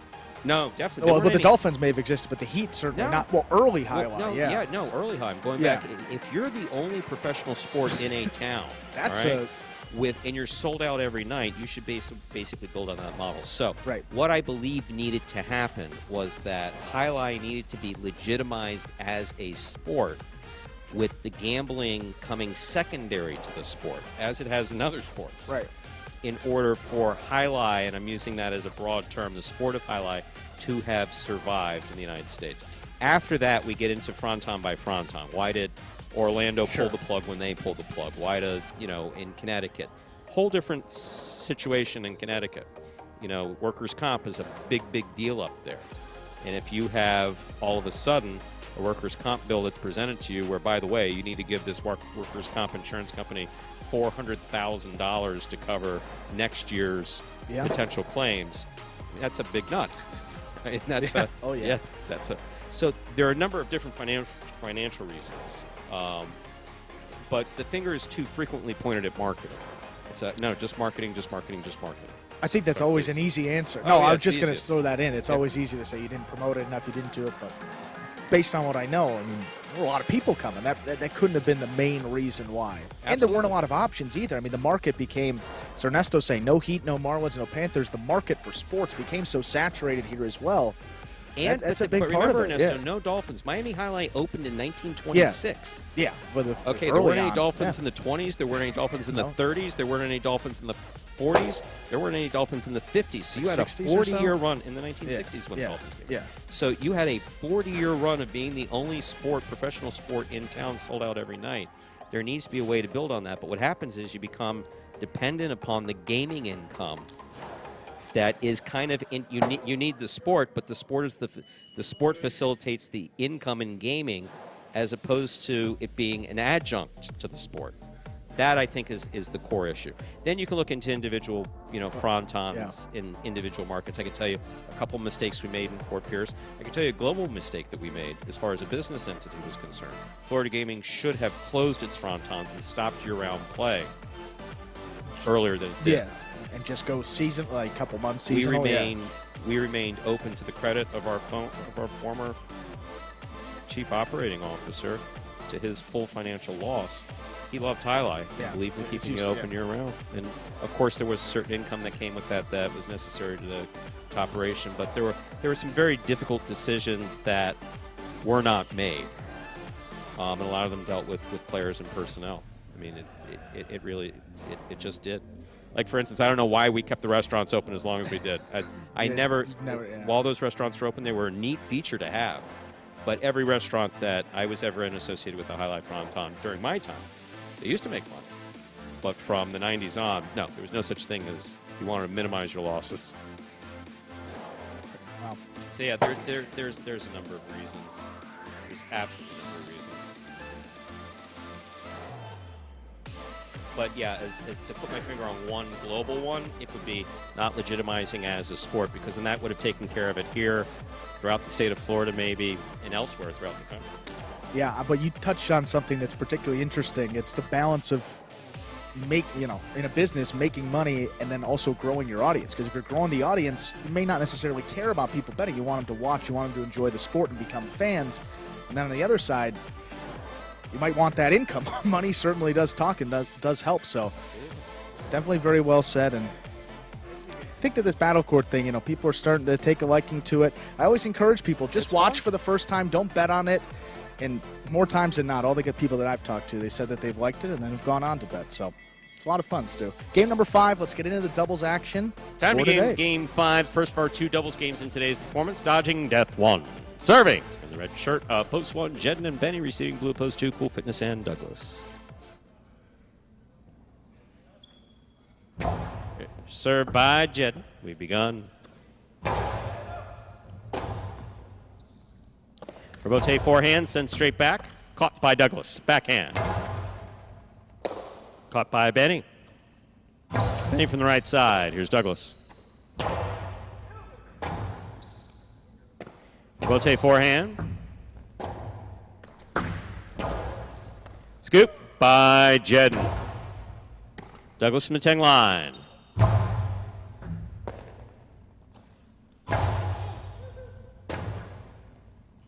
Full Fitness, Robote, light touch, Jedden on the run, makes the catch.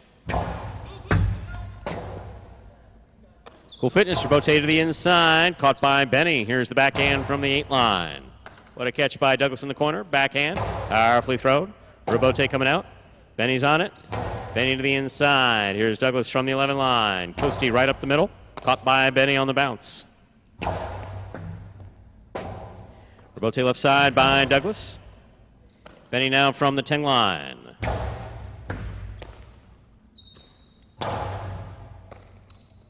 Here's the backhand by Benny. Ball tipped by Cool Fitness, midcourt, point 1. A well-played first point to start things off in our 5th game. Here are the white shirts of post 3, Ikeda and Iriondo.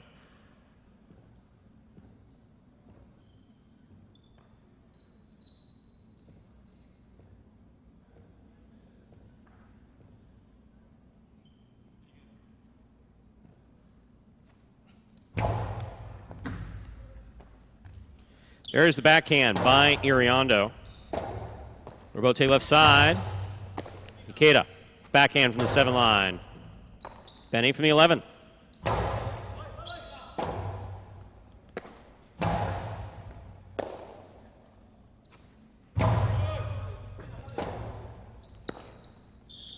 Point 1. Green shirts of post 4 receives CRB and Manu.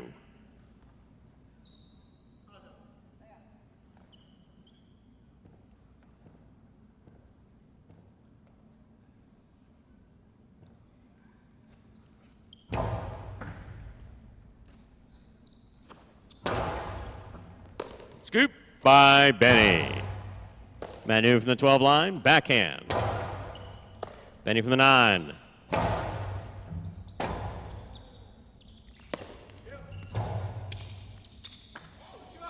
Good catch by Jed. Nice control.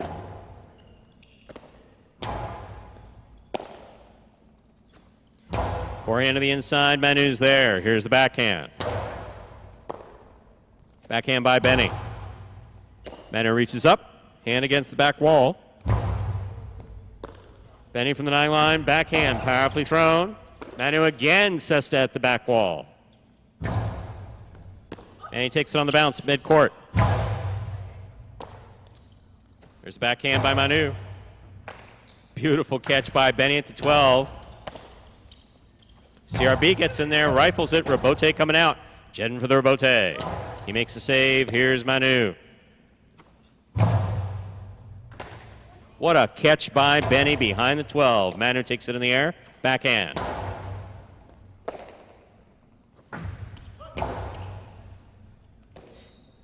Manu from the backcourt. Throws the carom. That scores. Point 4. For serves, black shirts, post 5, Juice and Goshieri.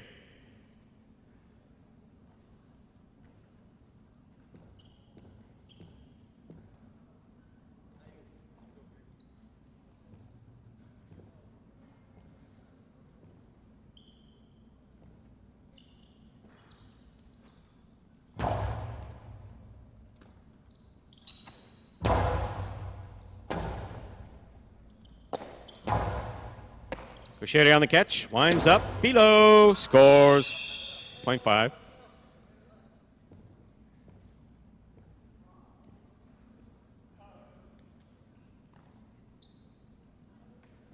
Here are the yellow shirts, post 6, Julin and Kubala.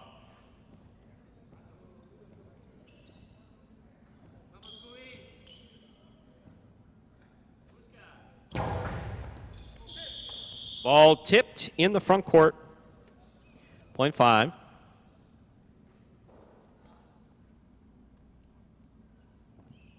Pink shirts, post 7 receiving. Anderluck and Nicholas receive.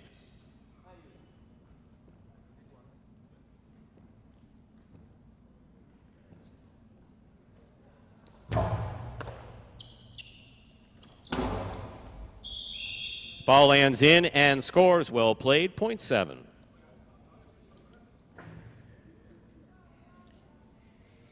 Here now to complete the first round and receive, wearing the purple shirts, post 8, the team of El Barba and Manny.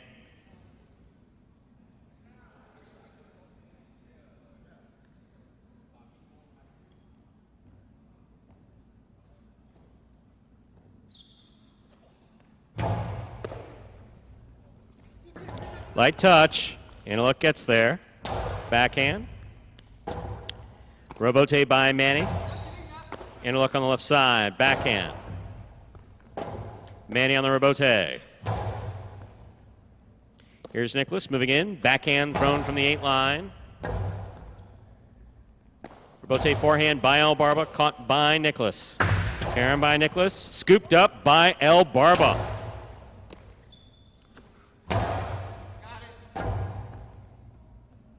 Robote by El Barba, well thrown, and scoring, 0.8. 8 team gets the last point of the first round. All matchups are worth 2 points now through the end of the game. First to return, blue post 2, Cool Fitness and Douglas.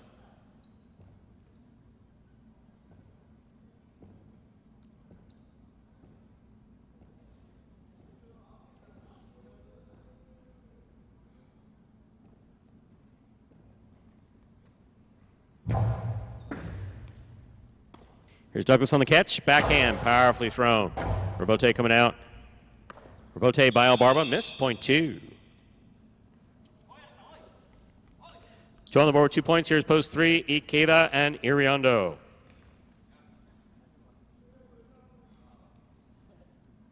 Yes, High Life fan, you are absolutely correct. Barba is playing well, and he's been very consistent today. Unless you're being sarcastic, in which case I don't agree.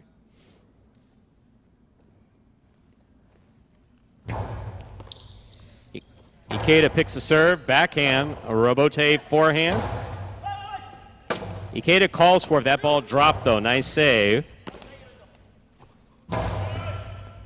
Here's Iriondo, backhand. Here's a backhand by Douglas, powerfully thrown to the inside, caught by Iriondo. Douglas will let it pass. Here's the Robote on the left side. Hard thrown to the inside. Robote saved by Iriondo, hits the overhead screen. Great effort. A little wide, 0.2. Post 1 receive, Jedden and Benny.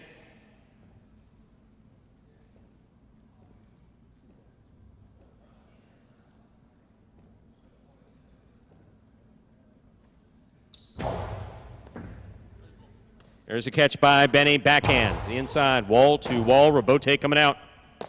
Robote forehand. Here's Benny.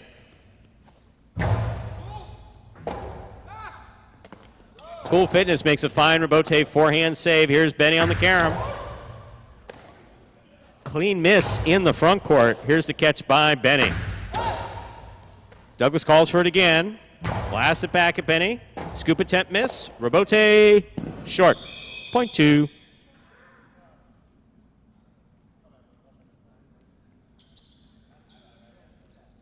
Possible game point for the blue shirts of post 2. Cool Fitness and Douglas. Trying to stop them, post 4, CRB and Manu.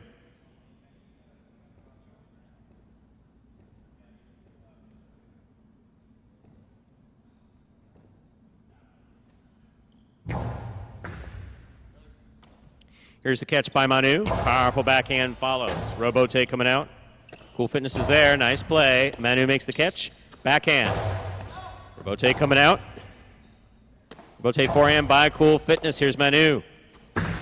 Gustavo Two-Wall is in the pad, and the pad is bad. Point and game to the blue shirts of post 2, Cool Fitness and Douglas. 2 wins it, 5 serves to 1, This is a playoff for second and third place.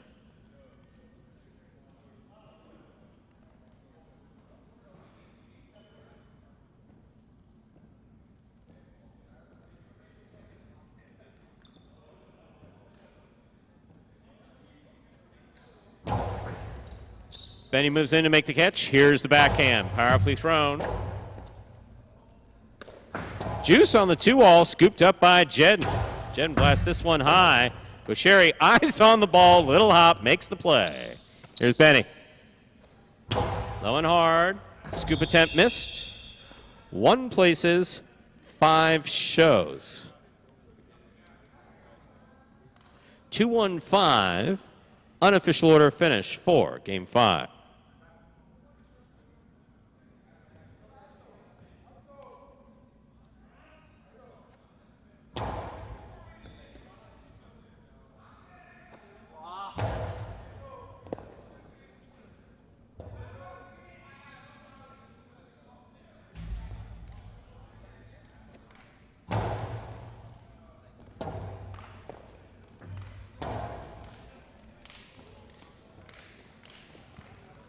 Winning Game 5, post 2, Cool Fitness and Douglas taking second, post 1, Jedden and Benny coming in third, post 5, Juice and Goshieri. 2-1-5, the official order finish for Game 5. We'll have your prices up in a moment. No, Highlight fans, sometimes, you know, it's the whole problem with texting. You know, when people text, I've received text messages and I thought that people were pissed off when they weren't. And people have thought I was pissed when I wasn't. Now, it's sometimes hard to pick up, but if you... Sure. No, he really well... Barba was playing very, very well today. Barba played very good. Regardless of what the results show, I mean, Barba played solidly today. So I didn't think you were lighting him up. I always have to throw the qualifier there. $2 wager on 2 to win, 12-20. Wow, don't often see that. The R word. No one wanted a show today. That's all right. $2 Quinella 1-2, 27.40. Trifecta 215, $260.80. Up next, ladies and gentlemen, is game number 6. It is a spectacular 7 singles match. It's played to 7 points. Points will double after the first round of play. Post time for game 6. 7 minutes. Good luck.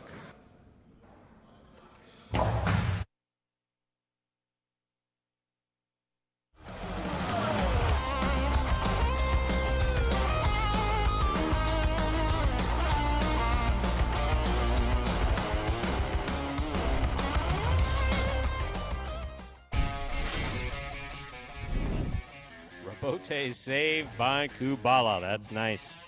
Here's Benny. Bote saved by Kubala. What a catch by Benny.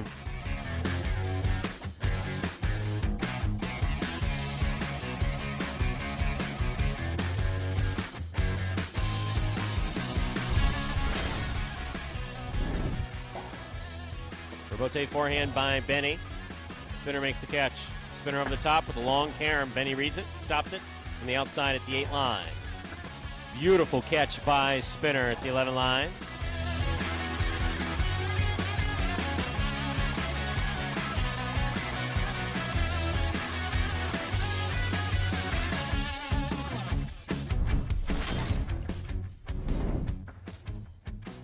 Here's the backhand by Iñaki. Robote left side. Inaki makes the catch. Posado to the inside. Scoop.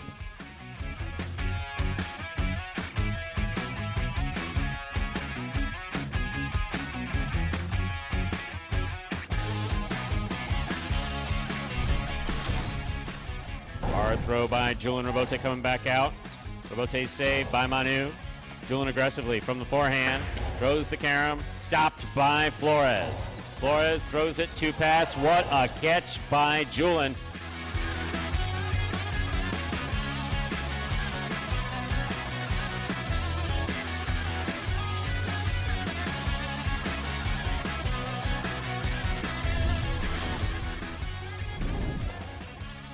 We'll take forehand by Ron.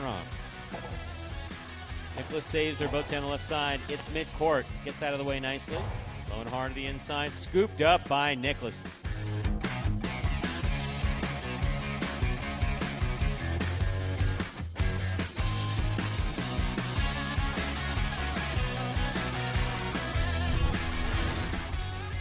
Douglas to the inside. Julian, beautiful catch at the 10 line.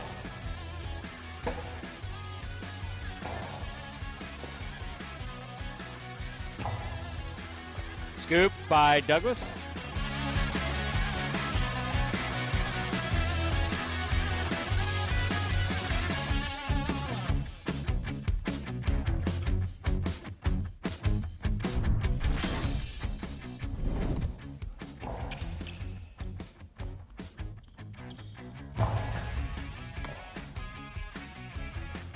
Forehand to the inside. What a catch by Arats.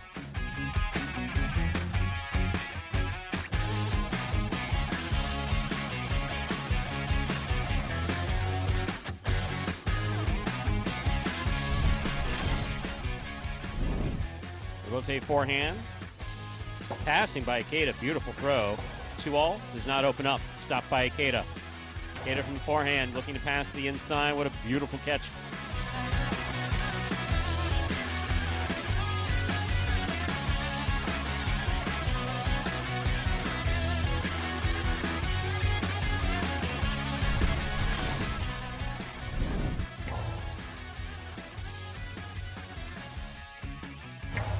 And hard backhand passing Douglas, middle of the court.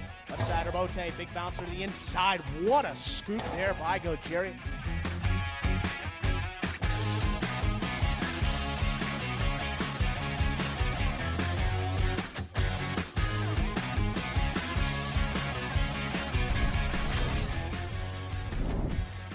Douglas up the wall, down with the ball. There's the backhand.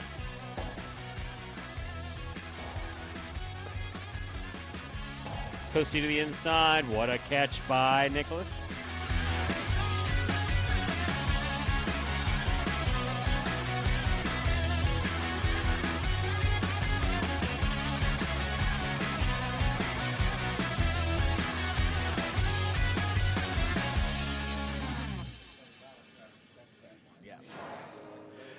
And folks, those were the top 10 best catches last season right here at Magic City Highlight.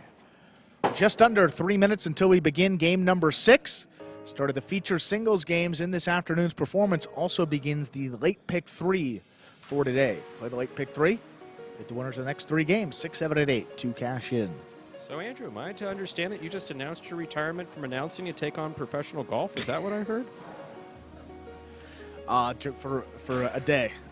It's a 1-day retirement. Oh, 2-day retirement, I guess. I got it. That'd be fun. I'm looking forward to it. I would like to see you play professional golf. I would consider caddying for you. I don't know what I'm doing, but, you know. Yeah, you just sit in the cart. We get you a drink. You got to have a cigar. You just sit there and keep me sane. That's all you have to do.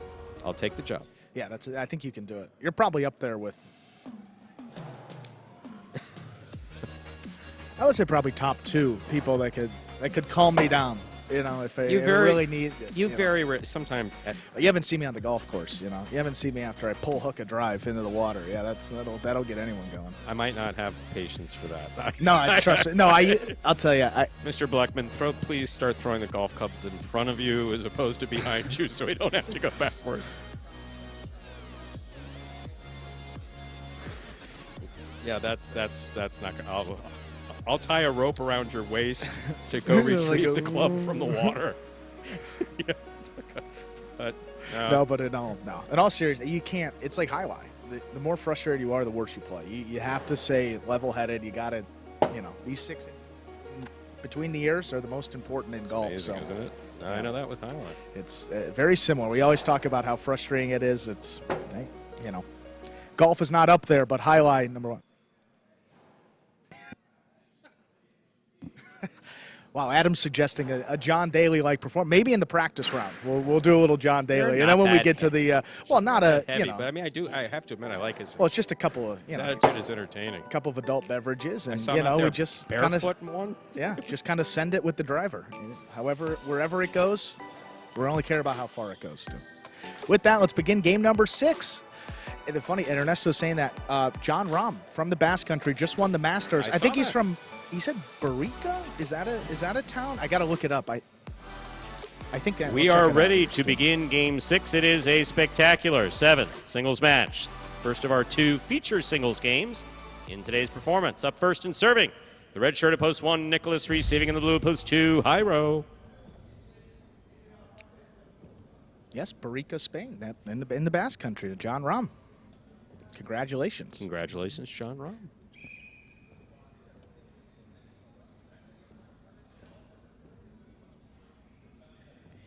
Here's the serve by Nicholas. We begin. Backhand by Jairo. Rebote forehand by Nicholas. Here's the catch by Jairo. Backhand by Nicholas.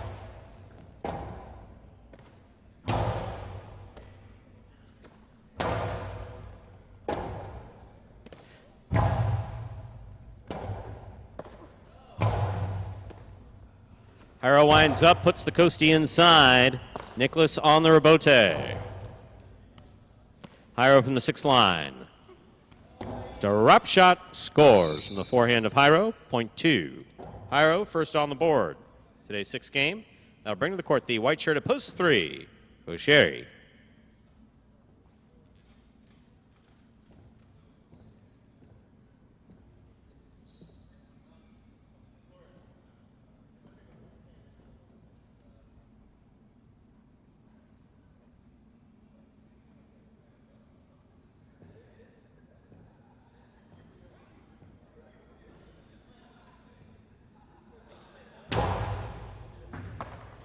Excellent serve and a fine catch and return by Gaucheri. Here's Jairo. Backhand by Jairo. Rebote. Forehand by Gaucheri. Stopped by Jairo. Jairo to the inside. Gaucheri on the catch. 2-all by Gaucheri. Out. Point 2. Here's the green shirt at post 4, number 55, Benny.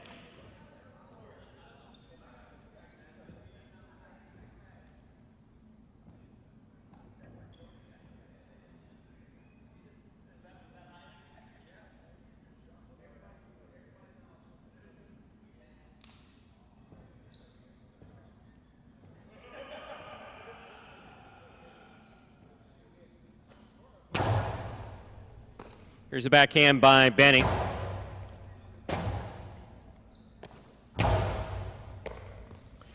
Backhand by Benny to the inside.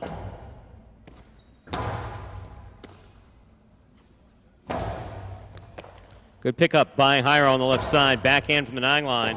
Rebote comes to the forehand of Benny. Big bounce. Stopped by Jairo on the forehand. Low and hard. Stopped by Benny. Benny, light touch on the 2-all. Scoop attempt is missed. Point 4. Black shirt at post 5. Carballo receives.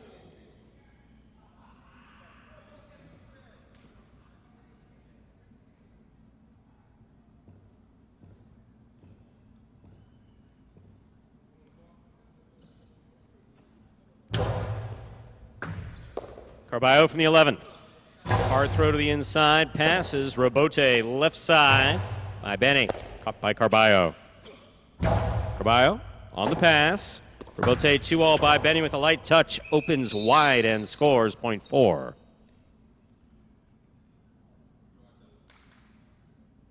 Here is the yellow shirt at post 6, worn by number 17, Manu.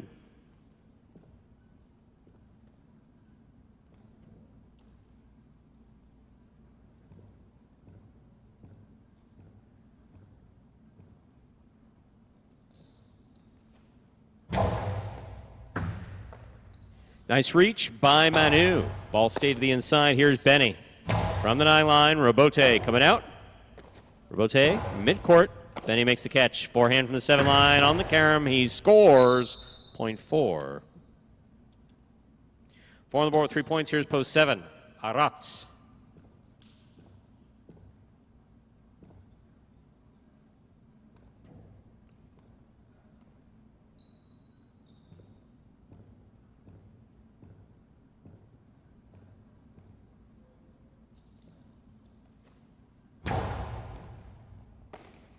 Here's the backhand by Arats, powerfully thrown. That clears the overhead. That did not clear the overhead screen. Ball touched. It's out of play. Point 4. 4 on the board with 4 points. Here's post 8. Douglas.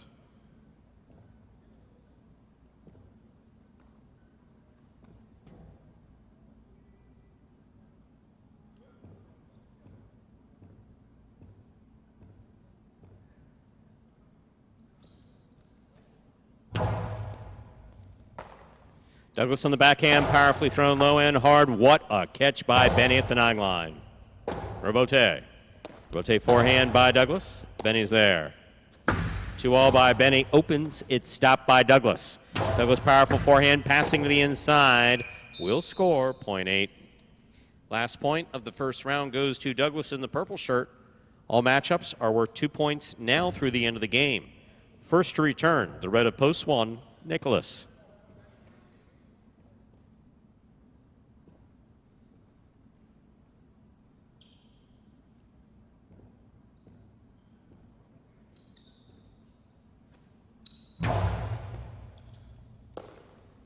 Backhand by Nicholas to the inside. Robote forehand by Douglas, wall to wall. Robote comes in low, Nicholas is there. Scoop by Douglas. Placement inside, scores 0.8. Douglas has 3 points. He serves to the 3 post. Gauchetti.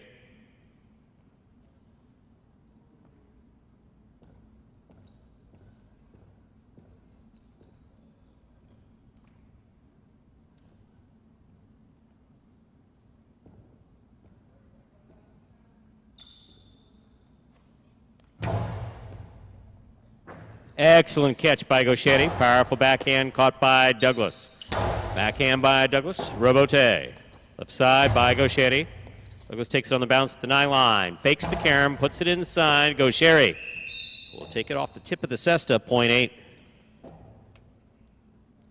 Douglas has gone straight points to a possible game point. Trying to stop him in blue of post 2, Hyro.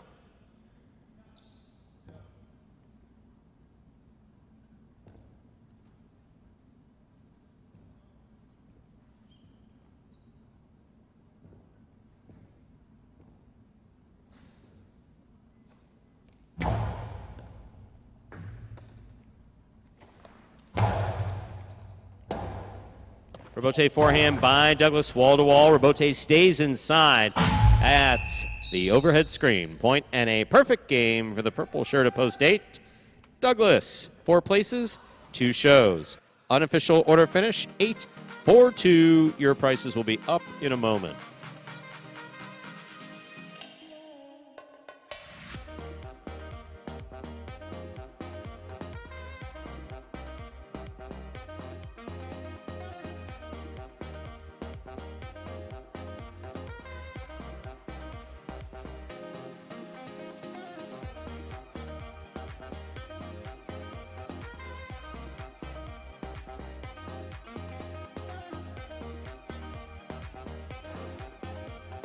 $8-4-2 is the official order finish for Game 6. $2 Quinella 4-8, 30-480.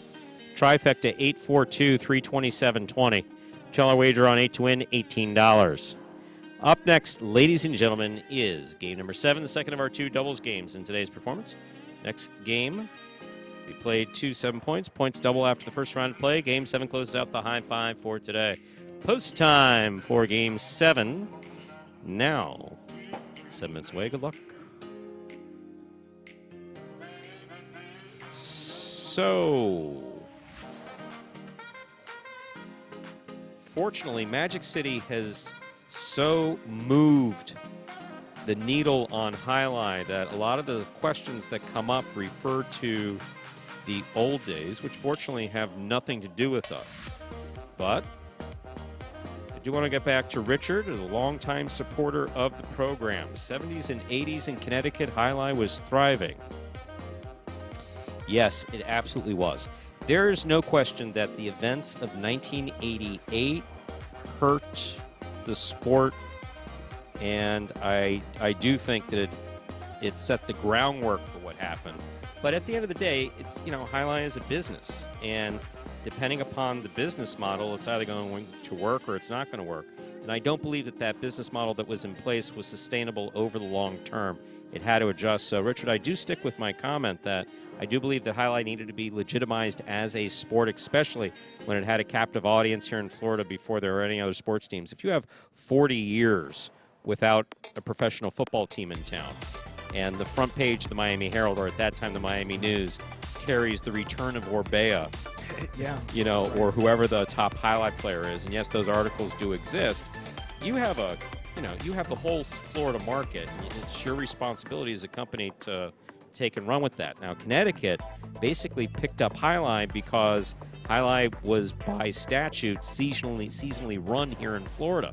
So there wasn't summer Highline. So the owners of a number of different frontons in Florida got it legalized in Connecticut, and so they were able to have summer Highline. And typically followed patterns of weather as well.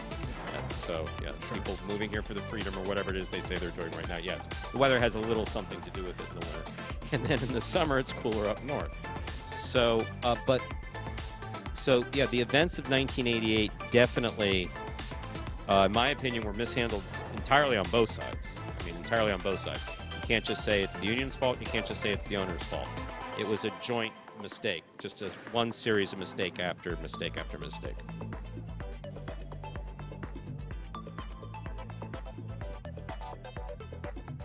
And Ernesto, I think you're absolutely right about the infrastructure. A good point as well. Yeah, no, there's no question about that. Yeah, no, I mean, it just wasn't in the DNA to build highlight courts, even small highlight courts. They even call them handball courts or racquetball courts or whatever you want to call them. There are plenty of them built. Just, highlight's just always been so niche. Well, right. I mean, you think about, okay, you need a place to play. Then what happens if you break your cesta? Well, where are you going to get that cesta? First, I think I jumped the gun on where are you going to get the cesta. Then you need the balls. Then if there's an issue with the, there's just not a lot of equipment. And then if things start, it becomes very expensive very quickly as well. And a big issue with golf for a number of years, they've obviously found a way to make that a little bit cheaper, and a lot more people are coming into the game. But materials, equipment, I mean, everything that you need for highlight is pretty specific and expensive on top of it. And also now as a commodity, you only have ostensibly 2 cesta makers in the world. One of them works for us, as is. Fortunate. We are fortunate in that regard. I mean, realistically, there's about 4, but some have very selective, And then also the truth of the matter is that, those businesses think about that. If you own it, okay, if you own a highlight fronton in Connecticut in the 70s and 80s, and you're making a lot of money, when you have tremendous income or good income as far as your business is concerned, everybody looks like a genius. Right. People are walking into your, we must be doing something right because we have all this business. So it's only after the fact that you go back and you look at what happened. And, yeah, they just didn't adjust for a different type of competition. And to be honest with you, it really wasn't just the casinos. It's easy to blame it on the casinos in Connecticut. To have the players never undervalue this. Players did not have to be covered under workers' comp. Professional athletes in the state of Florida did not have to be covered by workers' comp. In Connecticut, the player injuries were on your workers' comp. And again, I know for a fact that was a bill in that range of $400,000 to $500,000 in additional costs that had to be paid up front for insurance costs. Yeah. That when you're losing money, you go, can we afford to pay that bill or can we not afford to pay that bill? And in Connecticut, that was a real issue. That was a real issue. Yep. So, I mean, at the end of the day, it's all based on what goes out and what comes in. Hence, the beauty of Magic City, an investment in the future. And year after year, more traction, more events, different types of highlight, different opportunities, battle court, team ownership, a different look, a different presentation, certainly a different announcing. So sure as hell never announced like this in traditional life. So even these conversations in between, it took me 2 years to understand. 200 years. 200. It took me 2 years to understand what the hell Scott was asking for in the first place. I didn't know that he wanted this dialogue in between. It just didn't make any sense to me. Then, after 2 years, he made it clear. He handed us a script, and I said, oh, this is what you want. Oh. And Andrew and I figured it out. So, no, that's the beauty of Magic City for me. And I'm saying this is my experience. I'm not saying I'm right. I'm just saying this is my experience, is that having been in the old system for so long, I kind of know what happened, which makes me appreciate this, not just because this is how I earn my living, but the truth of the matter is, it's just nice to see. There's a tremendous positive energy around Magic City, which is why anytime anybody makes a derogatory comment in the chat, look, there's 99 of you watching. So you all know, if you've been in the chat, if someone talks schnit about the program, I'm the first to break out the heavy weapons. Because, nothing from the old system applies to Magic City. Nothing. Except for the fact that we use highlight cestas. It's called highlight. And most of the rules are the same. I agree, Ernesto. Visionary. Great word. And I'm not. I'm the first to admit I'm not a visionary. Yeah. I am the first to admit I do not have. I'm an excellent operator. I'm a pretty effective manager. I always have been. Yeah. But as far as asking me to do things in preparation for the future, I can save you money. But you're asking what to do? No idea. With that, time to begin Game 7, our second. Doubles game today. Played to 7 points. Points doubling after the first round of play. Up first and serving, red shirts post 1, Juice and Gaucheri. Receiving blue post 2, Flores and Arats.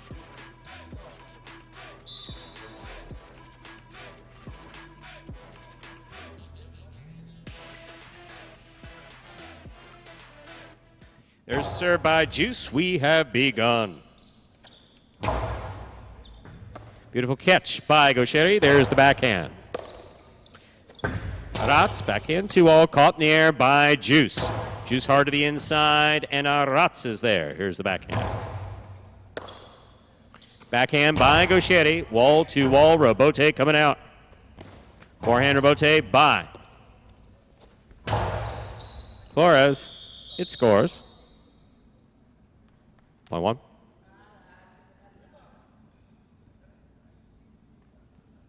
Juice and Gaucheri first up on the board in Game 7. Here are the white shirts of post 3, El Barba and Manny.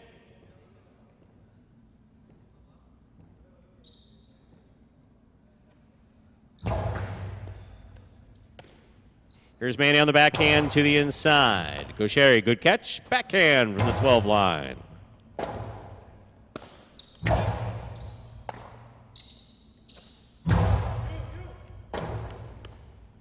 Robote forehand by El Barba, well thrown. Here's Gaucheri. Placement inside, pulled off the side wall by Manny, and a beautiful catch. El Barba tipped the ball. Juice got hit. He's okay. Point 1. Green shirts of post 4. Here's the team of Bueno and Spinner.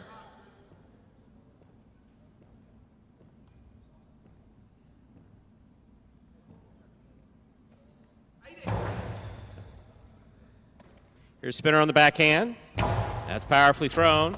Good catch by Gaucheri. Backhand. Spinner from the 10 line. To the inside. The scoop attempt missed, but tipped. Point 4. Black shirts at post 5. Cool Fitness and Douglas receive.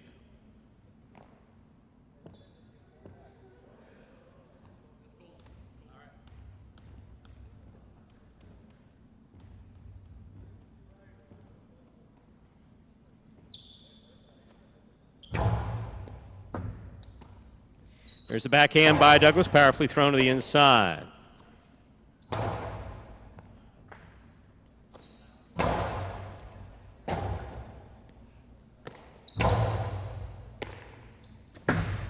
Two all, tipped in the front court, point 5.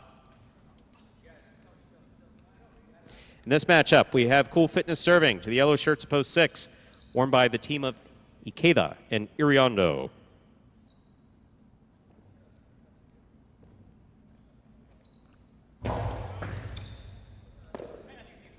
There's the backhand by Iriondo. Douglas is there. Backhand by Douglas.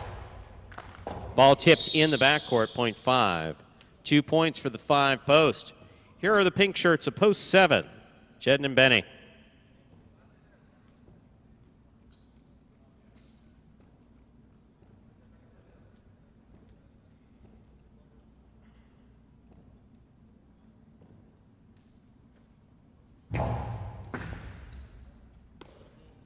There's the backhand by Benny.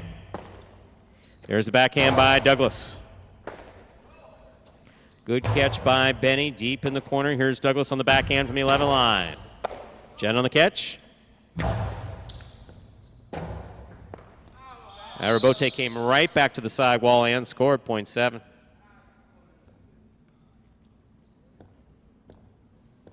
Here now to complete the first round receive, purple shirts post 8. Hyro in the front court and some guy named Ben in the back.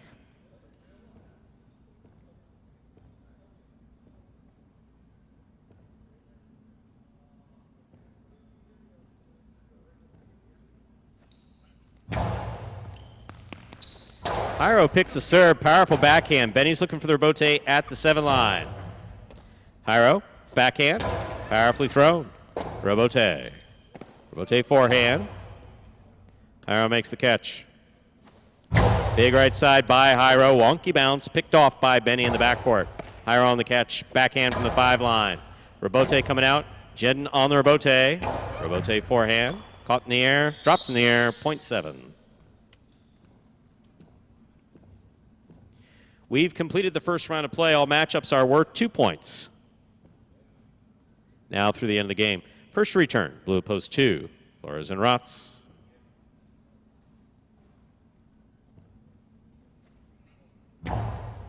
Flores reaches out to get the serve, throws it 2-all. Jedden stops it. Rotz on the catch. There's the backhand. Rebote by Benny, right up the middle. Rotz takes it on the bounce. Drop shot. Jedden's up there. He got it on the left side. Here's the backhand. Rebote left side by Rotz. Here's Benny from the 12. Scoop by Rotz. Backhand by Benny. Rebote left side, saved by Flores. Jedden on the attack. Rifles it. Catch by Rotz. Backhand from the 13 line. Backhand 2-all. Lands in and scores. My, oh my.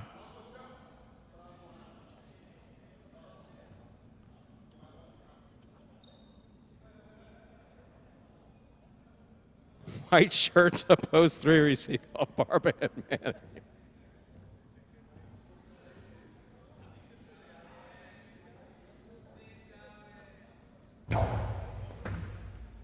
Here's Manny on the catch, backhand.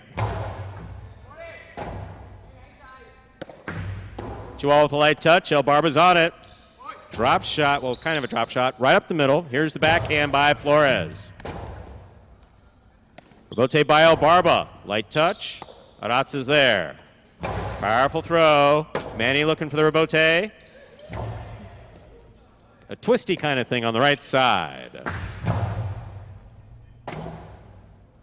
Rebote to the inside by Manny. Rotz is there. Backhand. Rebote left side. Low and inside. Flores gets in there. There's the backhand. Rebote forehand by Manny. Here's Rotz. El Barba, forehand rebote, sent back. Rotz on the rebote save. Excellent catch, almost made by El Barba. That point goes to the 2. Well played. 2 with 4 points. In this matchup, we have Flores serving to the red shirts at post 1, Juice and Gaucheri.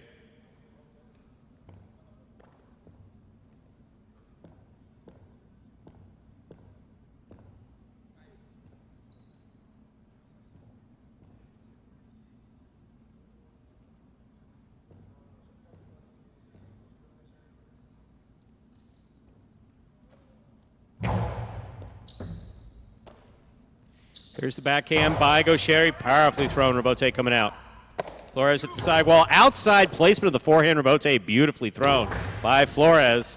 What a catch by Rotz off a beautiful throw by Juice. Here's Gaucheri on the rebote. Rebote left side. The inside. Here's Gaucheri. Lines up. Costi inside. Scooped up by Rotz. Here's the backhand.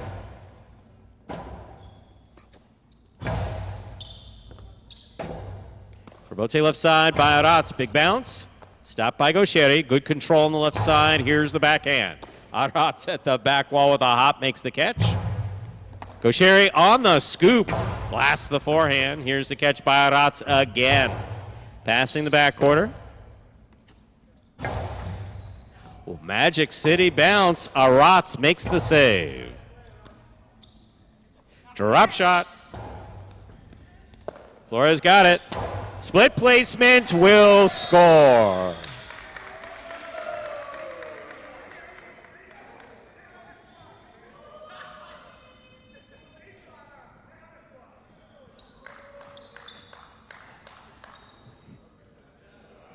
And to a very enthusiastic audience here in the players' cage, Flores is serving with possible game point to the green of post 4.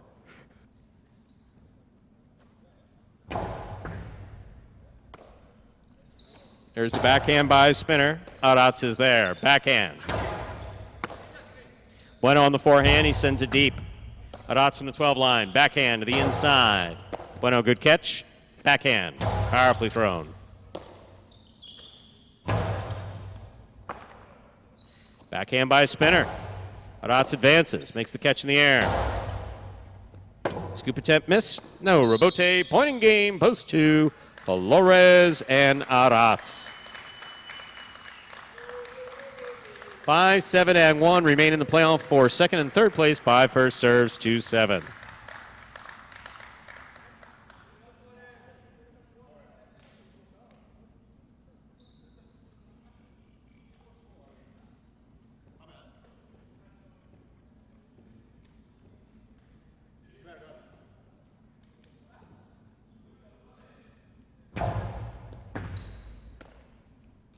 There's the backhand by Benny.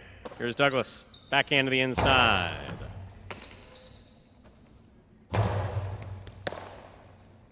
Powerful, powerful, powerful, powerful backhand. Hit the overhead screen. 0.7.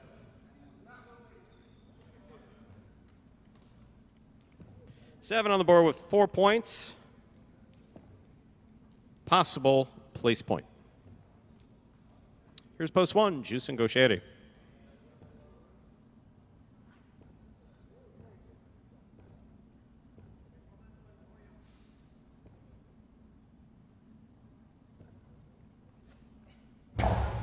Juice picks the serve, was winding up, dropped it. Point in the second place finish for post 7.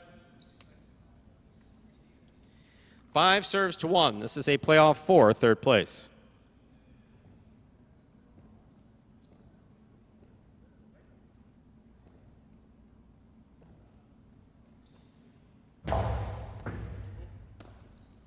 There's a backhand by Gaucheri. Douglas at the back wall. Backhand to the inside. Gaucheri from the 11 line. Nice catch by Cool Fitness. Cortada stopped by Juice. Douglas, backhand, thrown powerfully. Rebote coming out. Rebote with a light touch, stopped by Douglas. Splitter by Douglas, stopped by Gaucheri. Douglas is in the front court, and the carom by Gaucheri scores. 1 shows. Unofficial order finish 2-7-1. Your prices will be up in a moment.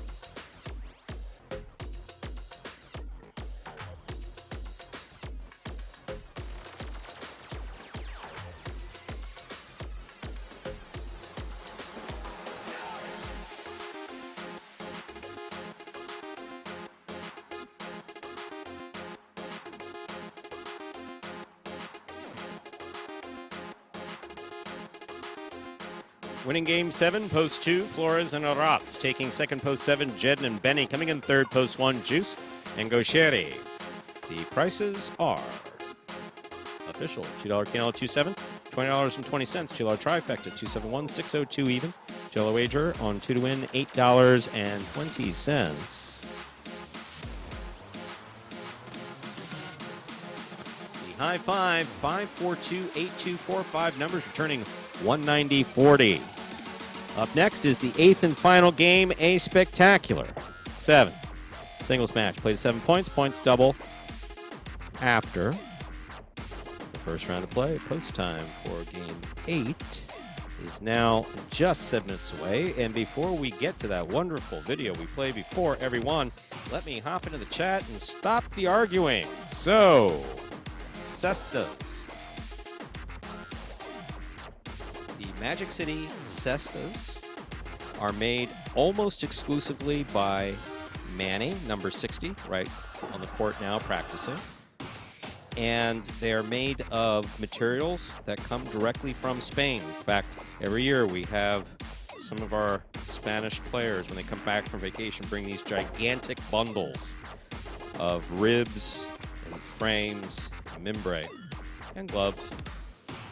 So the cestas are actually the same as you would see used in Spain, other than I don't think Manny sends any to Spain. However, there were a number of Spanish and French players who played here in the United States who have used Manuel baskets for over the last, I'd say, 15 years roughly since he started making cesta. He makes a magnificent cesta.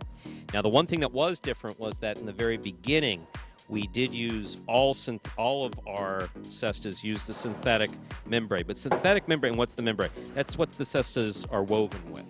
But in the beginning, the thought was that that would help the cestas require less repair. And in some cases, it's true, but some of our guys catch, it's dependent upon how the players catch and throw. Some guys beat their cestas up worse than others, not by intent, just based on how they play, which is the same as the regular highlight world.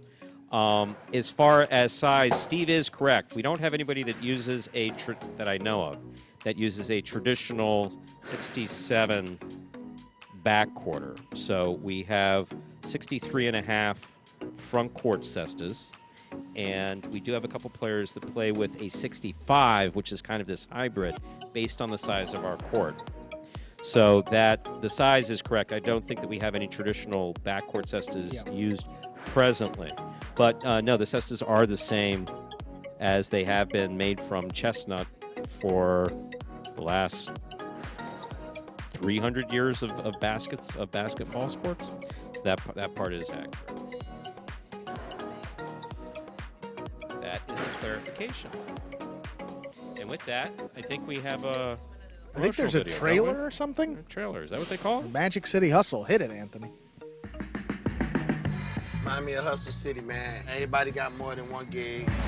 One stop, boy, $20. I'm not your neighborhood Uber driver. I do luxury. And then I have another job. I play highlight. I have this crazy idea. Do you think we could send something out to all the ex-athletes for the last 20 years and say, we're looking to hire and train highlight players? When I first got the email, I thought it was pranking me. I need some clarity on this. I went on YouTube and I Googled highlight. I was like, they paying us, man, and we can win big money. Let me see what this is all about. That's what you gotta do. Get some money. The players taking the court are all athletes you may recognize. Baseball, football, track and field. Having to work, play Division I sport, and then I had a child on the way, so I dropped out. The crack era was tough. Sports in general was a way out of our environment. It's really game time now, man. Blood, sweat, and tears. We got the streets on fire. This is gonna be the first time that my kids will be able to sit in the audience and root for their father.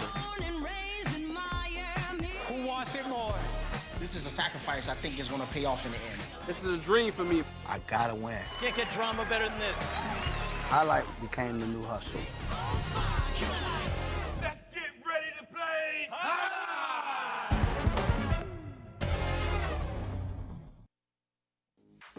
And folks, that is a trailer for the award-winning documentary about the inaugural season of play right here at Magic City. That is called Magic City Hustle. Directed by Billy Corbin, creator of Cocaine Cowboys, Screwball to You, and much more. This film highlights the transition of these Magic City athletes from their careers in other sports right here to the highlight fronton. You can watch Magic City Hustle directly from Google Play or iTunes. It is as simple as that. Either rent or buy from either platform. If you buy it for just a few dollars more, you get to enjoy it as many times as you like for life. Buy it, you'll enjoy it. Anyway, it's funny because in thinking about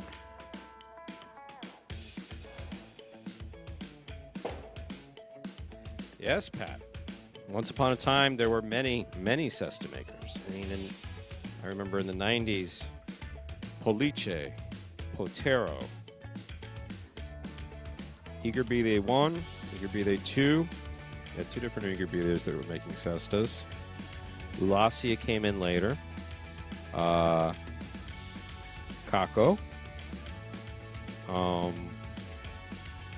Kako/Gallego. It's basically same name, two different operators. Or same operator, two different names. And they supplied basically all the cestas in the United States. Carlos, the cesta maker, cesta repair at Miami, he also made some cestas, some very strong cestas. I don't think his Aros, the frame, ever broke. I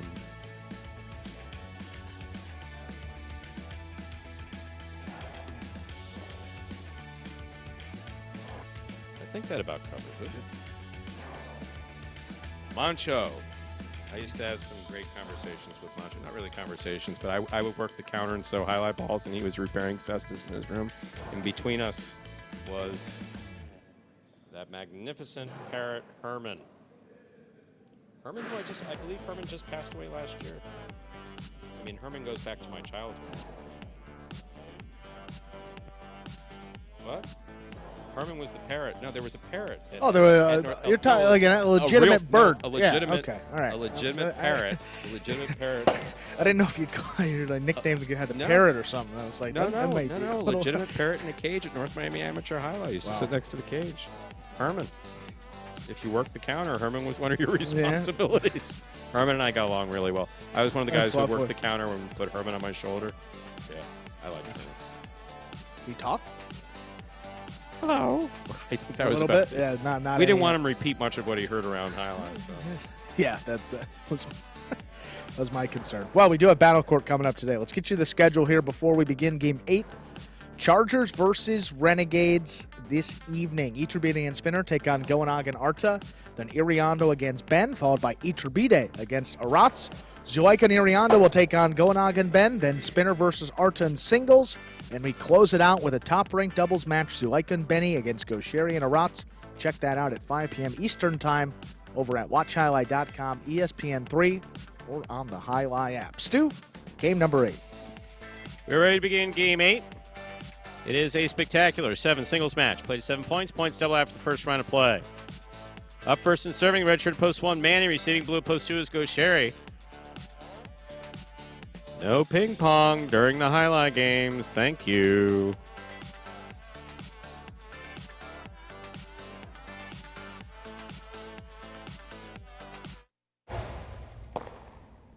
There's a backhand by Manny to the inside. Gosheri's there. 2-all. Scores, 0.1.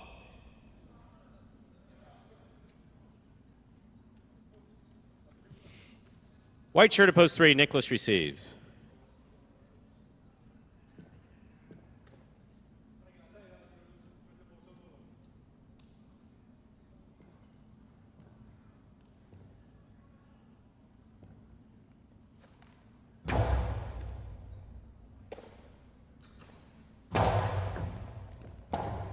Robote left side by Manny, rifled. It's just wide, 0.3.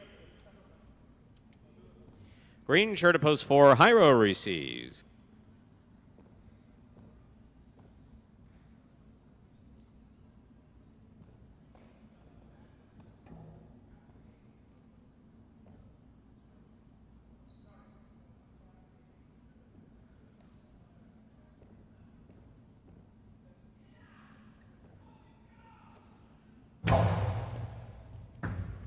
Here's Hyro on the backhand. To the inside. Wall to wall the ball goes. Robote forehand to the inside. Robote forehand save with a light touch. Nicholas takes off. He's not going to get there. 0.4. Here's the black shirt, post 5, worn by Arats.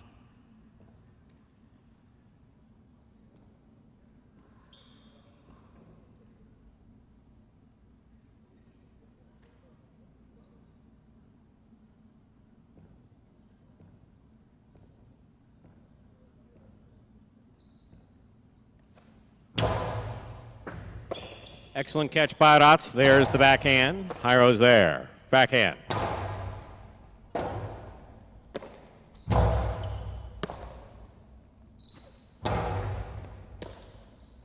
Backhand by Arats. Robote. Forehand by Hyro. Arats advances, takes it in the air, puts it back inside where it scores, 0.5.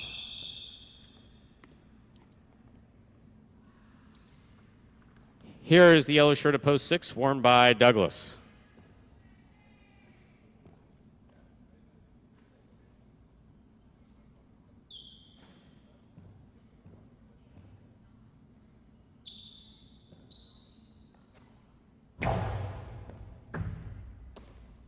Douglas on the backhand to the inside.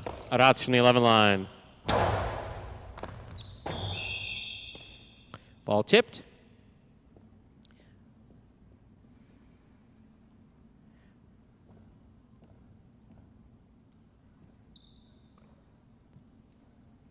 Hanka post 7, Julian receives.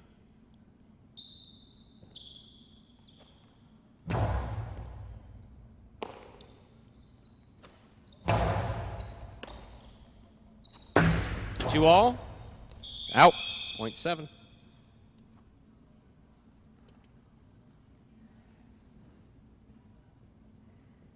Here now to complete the first round and receive purple shirt, post 8, Manu. And shutting off the microphone in-house, talking to those of you I had forgotten to include Endanegi. Endanegi is one of his Sestamaker. 80s and 90s. They're coming to me one by one. Here's the backhand by Manu.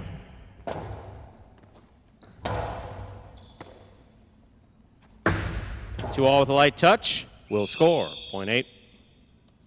Manu gets the last point of the first round. All matchups are worth 2 points now through the end of the game.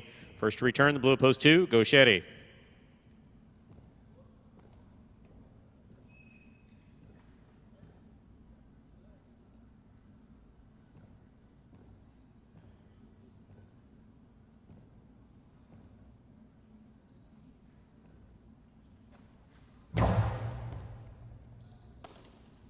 There's the backhand by Gauchetti. Manu is there. Beautiful catch at the side wall. Big backhand. Robote coming out. Gauchetti passes to the inside. Robote forehand by Manu. Robote to the inside. On the wall. Will score. 0.2. 2 with 2 points in this matchup.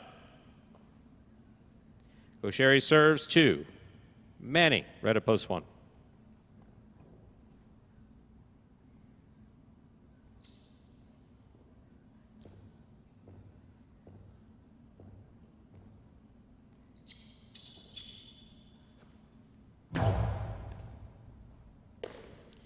Here's the backhand by Manny.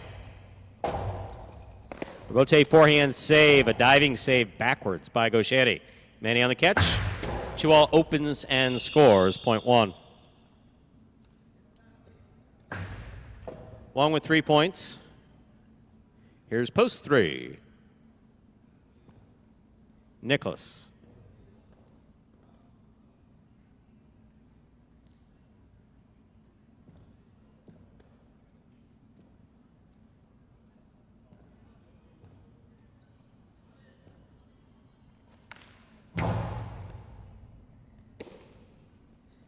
Powerful forehand by Nicholas to the inside. Manny taking it on the forehand.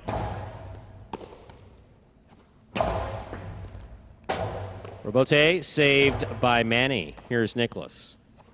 Sidearm carom, read by Manny. He gets there, got it off in time. Nicholas, backhand from the 10 line. Robote forehand. Excellent catch by Manny. There's the backhand. Manny on the forehand. Back to the inside it goes. Scoop by Nicholas. There's the backhand.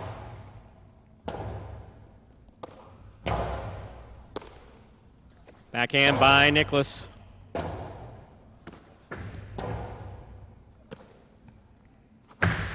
Two all, too low, 0.1. Possible game point for the red shirt at post 1. Manny trying to stop him. Hyro.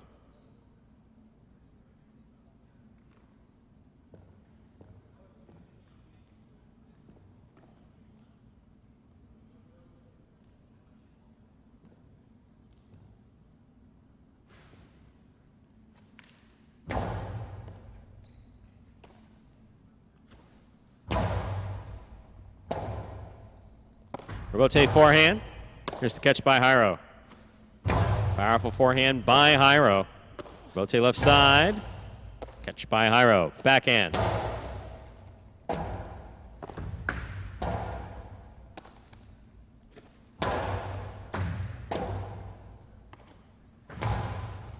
Scoop by Hyro. Low and hard to the inside. Scooped up by Manny. There's the backhand. Powerfully thrown. Robote by Hyro to the inside. Manny from the 8 line. Backhand, low and hard. Scoop by Hyro. Manny on the catch. Backhand.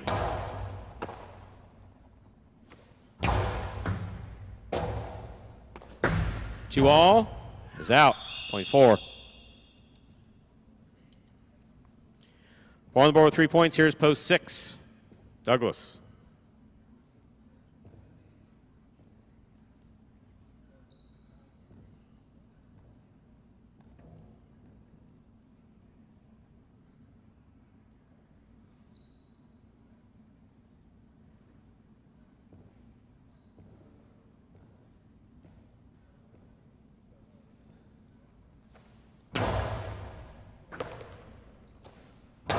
There's a backhand by Douglas. Rebote forehand by Jairo. Douglas makes the catch. Big right side by Douglas. Rebote forehand save by Jairo. Douglas on the catch. Inside he goes. That ball stays inside. Rebote forehand by Jairo. Douglas from the 10 line. Backhand. Powerfully thrown. Stays to the inside. Rebote forehand by Jairo. Douglas on the rebote. That clips and scores. Point 6. 6 on the board with 2 points. Here's post 5, Arats.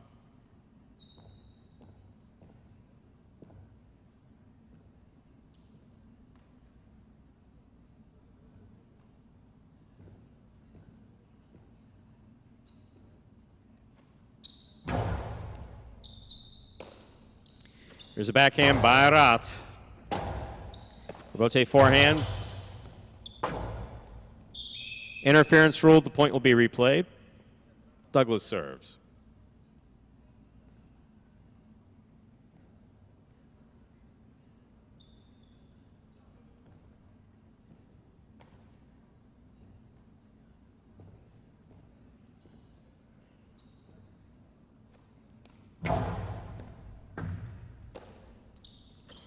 There's a backhand by Arats. Rebote coming out. Rebote forehand by Douglas. Rebote left side by Arats, stays to the inside. Douglas reaches out, makes a fine catch. Ooh, tip ball, point 5.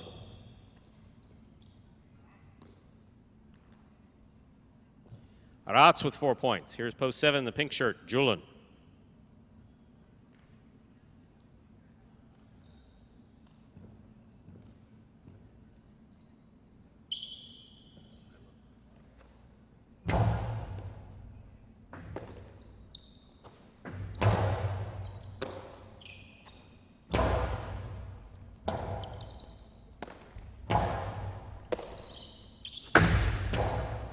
Two-all thrown beautifully by Arats to score, point 5. Possible game, point 4. Arats trying to stop him, Manu.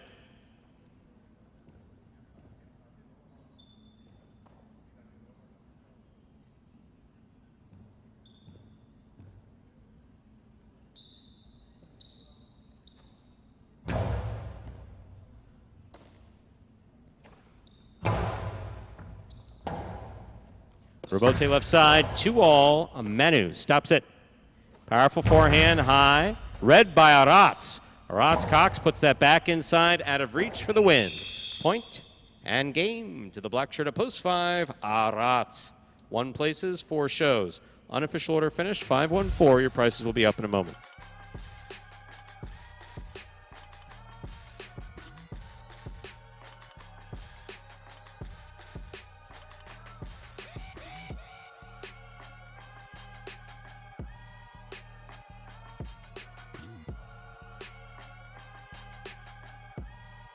It's official, winning game 8, post 5, Arats, taking second, post 1, Manny, coming in third, post 4, Jairo. 5-1-4, the official order finished for game number 8. There are your prices. $2 Quinella, 1-5, $39. Trifecta 5-1-4, $435.40. $2 wager on 5 to win, $26.60.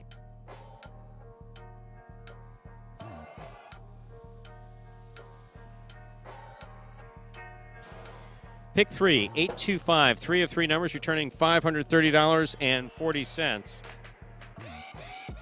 3 of 8, the Mighty Ocho, returns $520. And that, ladies and gentlemen, will do it for this Monday afternoon performance of Live Highlight in the Magic City on the Highlight Channel. We're glad that you chose to join us today and invite you to join us at 5 o'clock, just 1 hour from now. But you have to go over to watchhighlight.com, view us on the Highlight app, or turn on ESPN3. That is Battle Court at 5 p.m. today. We're back tomorrow at 1:30 p.m. with 8 more Parimutuel games, followed by Battle Court at 5 p.m. tomorrow. On behalf of the players, staff, and management of Magic City Highlight, we do thank you for joining us today and hope to see you at 5 p.m. today and 1:30 again tomorrow. Have a good day, everyone.